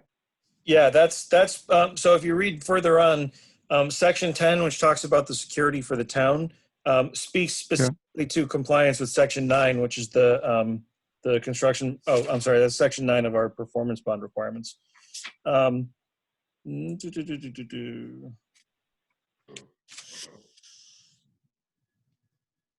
Basically, they're supposed to report to us at certain stages of construction, the completion of the clearing and grubbing, the installation of erosion control. There's a checklist going down through here as to where they're supposed to hand in little reports. I mean, they don't have to hand them in, like as soon as the clearing and grubbing is done, but they have to have these reports so we can go at any time and say, hey, where are you? And in particular, when they want, if they do want a reduction in the bond, we want this report from their engineer and surveyor, and they're certifying that they've done X, Y, and Z, and we will still go out and check it, kind of cursory check, but there's going to be a licensed professional that's stating that this was constructed in accordance with the plans and our specifications. So that'll go on that licensed professional's insurance and on their license? Yes, I mean, if they're telling us that it was built in conformance with the plans and our specs and standards, and there's a problem down the road and we investigate it and find out that it wasn't built that way, well, they're going to have a problem. They're going to have to pay to fix it, in my opinion. But I don't know where we'll get that money for, like an example of over off Newberry Road, those Canary Street or whatever it's called. I've looked at multiple houses there that there's big sinkholes around the house. The cellar hole is falling away, the slab's falling away. So they just didn't compact when they backfilled, and they probably backfilled with whatever they grubbed off the site. Yet they're still building new houses there. How would we, when it's after the fact, how are you going to go back on that person if they disappear for, not that that's really our responsibility, but even the road with potholes, how are we going to have quality control on that? Well, that particular development you're talking about is a private development. We will never own anything in there. We will never be responsible for any maintenance in there. Okay, but there's still a bunch of homeowners that are unhappy with the town because they think that that things were overlooked. Not that it's really our responsibility, but that's the way it gets perceived back to me as the contractor. When I go to look at the job, they say, "Oh, well, the town wasn't looking over." I said, "Well, the town wasn't going to watch them backfill a hole." But that's, as the person who bought the house, they have nobody else to blame. They're not going to blame the builder because the builder's on to the next project, so they blame the town. Also, along those lines, think of the DOT and them contracting out the highway work, and I think it was in Waterbury where the drainage was no good, even though theoretically the engineer stamped that it was. So we also need quality engineers doing the monitoring. We are still going to be, we're not going to allow, I mean, we will still be going out and checking, as they're going and putting in drainage. We just. Well, I suspect you know who the good engineers are and who you have to inspect. And we know who the better are as well. So I think if you read, so they're in the document, I think a number of the concerns that are being raised by Ann and Tim are addressed.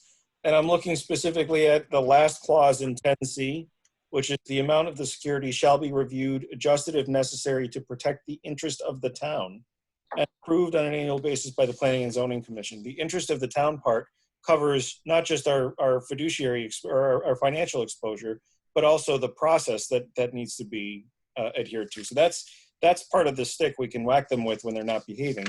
But also, if you look into some of the more boilerplate language thereafter, the developer shall indemnify and hold the town, its agents and officers and employees harmless for and against any claim of liability or loss for personal injury or property damage resulting from or arising out of the use and occupancy of the property. That's in the indemnity clause. We didn't make this up. We borrowed this from a town that's been using this for more than a decade. It was drafted by their town manager, who is an attorney. It was reviewed by all of our town staff with their thoughts incorporated, and then reviewed by our council. We've got our bases covered here. Can we use it retroactively when subdivisions come in for their, I'll say, 5-year renewal? That would be a Diane Whitney question. Yeah, I'm not a lawyer, but I would think if they're already working with the old system and, and they have a bond in place and what have you, I think we can do it like on a West River Farms where they want to come in with phase 2. I'm not sure. I guess the lawyer would have to, I don't know that you could do that. I guess they could just say no. Is there a way that we could require more phases like that? I think the phasing is a good idea. Even if we're talking about a new subdivision, say they want 15 houses, could we say, all right, you can do the first 3 houses and tell them specifically which ones they can build? Is that something the town would have control over? I don't believe so. I think that would be outside the purview of this commission. Okay. And also, is there something where we could, I know building inspections are set by the state, but I think a lot of the stuff that we've had issues with is site work. Is there a way that we could require more inspections for site work? So do you have this in front of you, Tim? I don't right now. Is it on paper or on email? It's both. I think that's all covered in section 9. It is. It's covered pretty extensively. I mean, they need to report 20 different times to us. Do a quality job. And if Lenny checks it, that's good. I think we're good with it. Implement it and put it in, let's go. So what I'm going to do, I've got two questions that I'm going to get feedback on. One is in-house, which is what triggers the annual review, or how are we going to do that? And then I need to just confirm with the town attorney who the signing authority is with this, whether it's the Planning and Zoning Commission or the Board of Selectmen. But this is going to be an agenda item at the Selectmen's meeting on Thursday. We're going to talk about this just in case we're the contracting authority, which I actually think we are. So really what I'm concerned about is getting this in place so that this is something that you guys can use before we get burned again. And to be quite honest, you guys are about to approve a subdivision with a guy who burned us. So I want this tool to be in the toolbox for you as quickly as possible so that we're not having to scrape together, you know, another couple $100,000 to finish off whatever down the road. Do you have a projected cost of the new regulation, Jason? Cost to a developer? I think it's case by case. It's project dependent. It depends on what improvements they have to make. The development that's being considered currently, they're from a town standpoint, infrastructure, they're really not proposing any new roads. They are proposing to run a water main up in the shoulder on East Road, so there'll be some reparation work there in the shoulder. We'll have to probably consider some part of the bond would be for the possibility of some road repairs in case they you know, destroy the edge of the road or do something there. And I'm sure they'll complain about that. But, you know, anytime you're working in the shoulder of the road, you have the danger of screwing up the edge of the road, the gutter line. So, but they're really, in that particular one where they're just individual, if you will, frontage lots, unless they're running a water main up in the middle of the pavement or running a sewer in the pavement or drainage in the pavement, it's good to have this for the work that they're going to have there, but it won't be really very much involved for that particular development. Okay.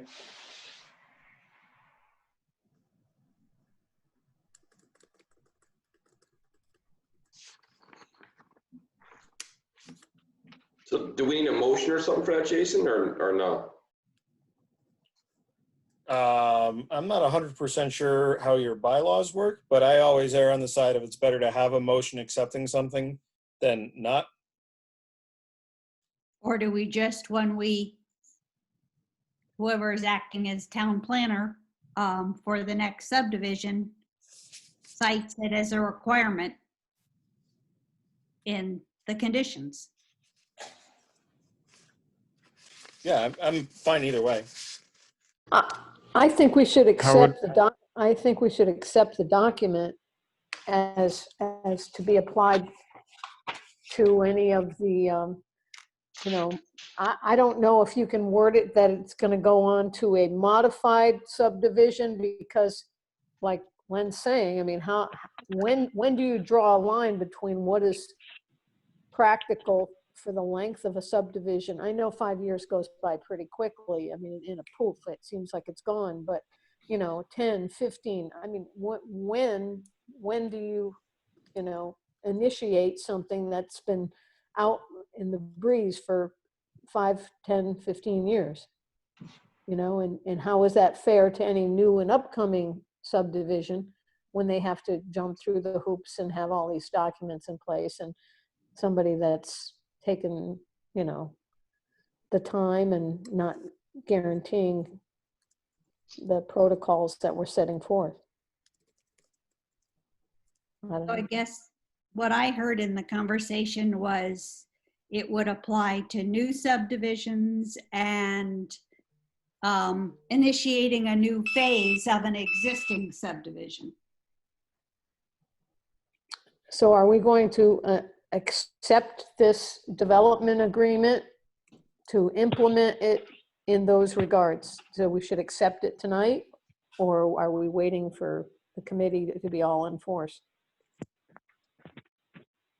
maybe as the acting interim temporarily very much so town planner, I could recommend that someone make a motion to approve the use of this document and incorporate this into your subdivision regulations, or the use of it in your subdivision regulations. But if we have to open the regulations, the subdivision regulations to incorporate it, then that timeline for implementation isn't until the regs are changed. Okay, so If we maybe, wanted to apply sooner rather than later, we would just want to incorporate using it into all future subdivision approvals. How's yeah, that? for new and additional phases of existing or something, if we can legally go into those new phases. But to me, that makes good sense. If you're going to extend a road further in another phase, you would think you'd want to cover it with this agreement. I would think that makes perfect sense, because you're working in a phase, whatever, that doesn't have it, but now there's a new policy, and that's, I guess, what it would be. It would be a policy. It's not really a regulation. It's a new policy. It's that an says operating condition. Yeah.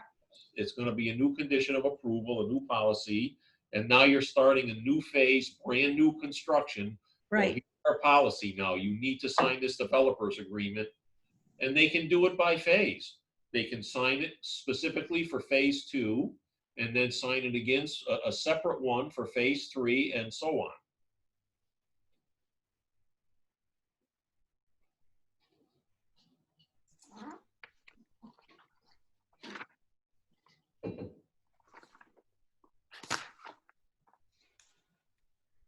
Does it need to be approved by the selectmen first? Or can we just do this tonight? So it's going to be approved by both my board and your commission. The sequencing doesn't matter. It won't be valid until approved by the appropriate authority, and that's what I'm getting clarification on.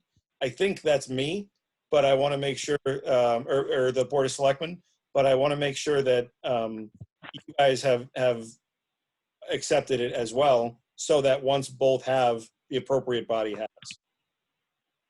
You know what I mean? Yep. Well, you want me to try a motion? Sure. And see if it works for everybody?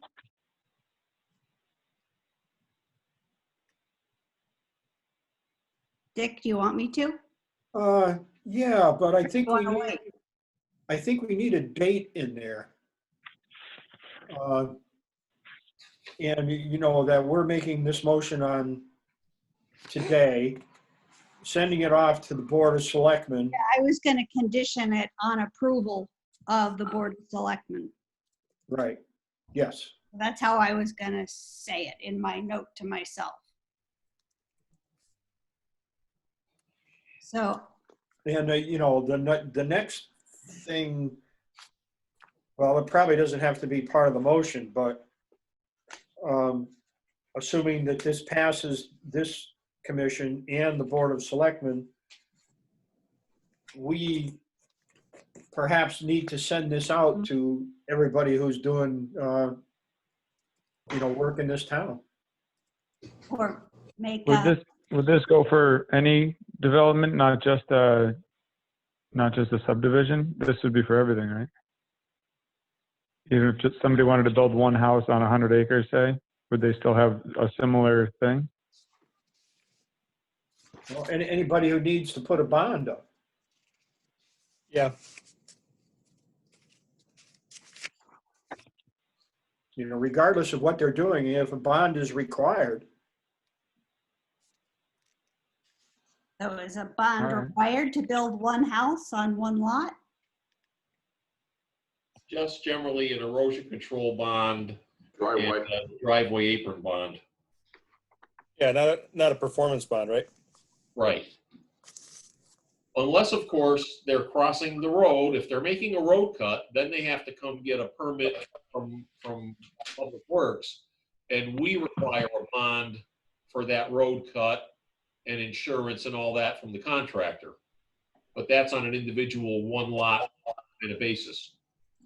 Okay. If it's gonna get that complicated and it's all those other things, then I think we need somebody to professionally draft a motion. If it's for subdivisions, I feel like I can craft something and just, you know. But if we're gonna have it apply to everything that requires a bond, Well, it's called a development agreement, Ann. So why can't we just accept it? Planning and zoning accepts the development agreement where applicable on developments that require bonds as per, you know, Public Works and the town engineer. And, you know, I mean, if it applies, it applies. I mean, they can, if there's no need of any of these constructions and design details in a small residential single lot, that's one thing. But whether it's commercial or whether it's a subdivision, anytime that it involves the roadway, that's a engineering and Public Works decision. If you look, and that's beyond. If you look at the agreement, it's clearly for a subdivision. It talks about conditions of approval for the subdivision, and then it talks about the subdivision regulations and the approved subdivision plans. yeah. The roadway- I'm not that comfortable doing it for everything. Yeah, I'm okay, comfortable on the subdivision scale, but not on the. Okay. It's just becoming a Well- huge hindrance to have $1 million bond and. Right. Sure. Hey, Jason? House. Yes. It's not just residential subdivisions. What about a professional, you know, commercial subdivision condos and things like that, where you have, you know, I mean, there's other subdivisions that would be in the commercial venue. This will hold true for any subdivision, whether it's a residential subdivision or a commercial subdivision. Say somebody wanted to build an industrial park and they were going to. Yes. Yeah. Okay, so, okay, so subdivision is generic for either. Okay, good enough. Yeah, it's Okay. it's the subdivision. It's not like Azalea Court. House and a driveway. That's Yeah, not no. It's big projects. yeah, a larger scale. I'm not articulating this well, but it's intended to be commercial, industrial, residential subdivisions. Okay. I'm out of gas. Well, it seems like we need to do something here, so I'm going to put a motion on the table and you guys can take it or leave it. I move that we approve the development agreement before us. Doesn't have a date.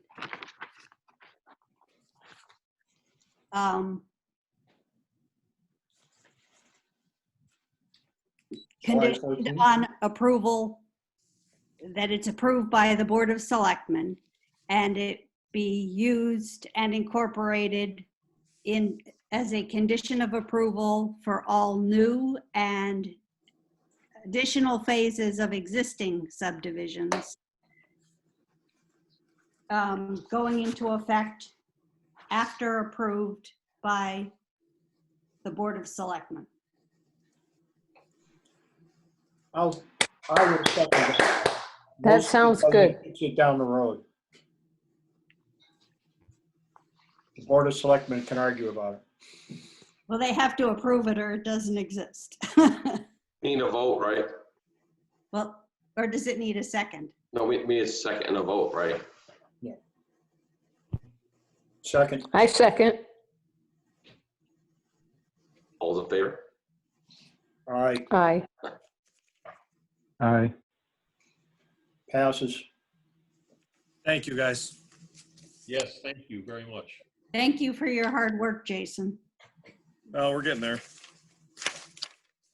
Yeah, it's really good. Thank you.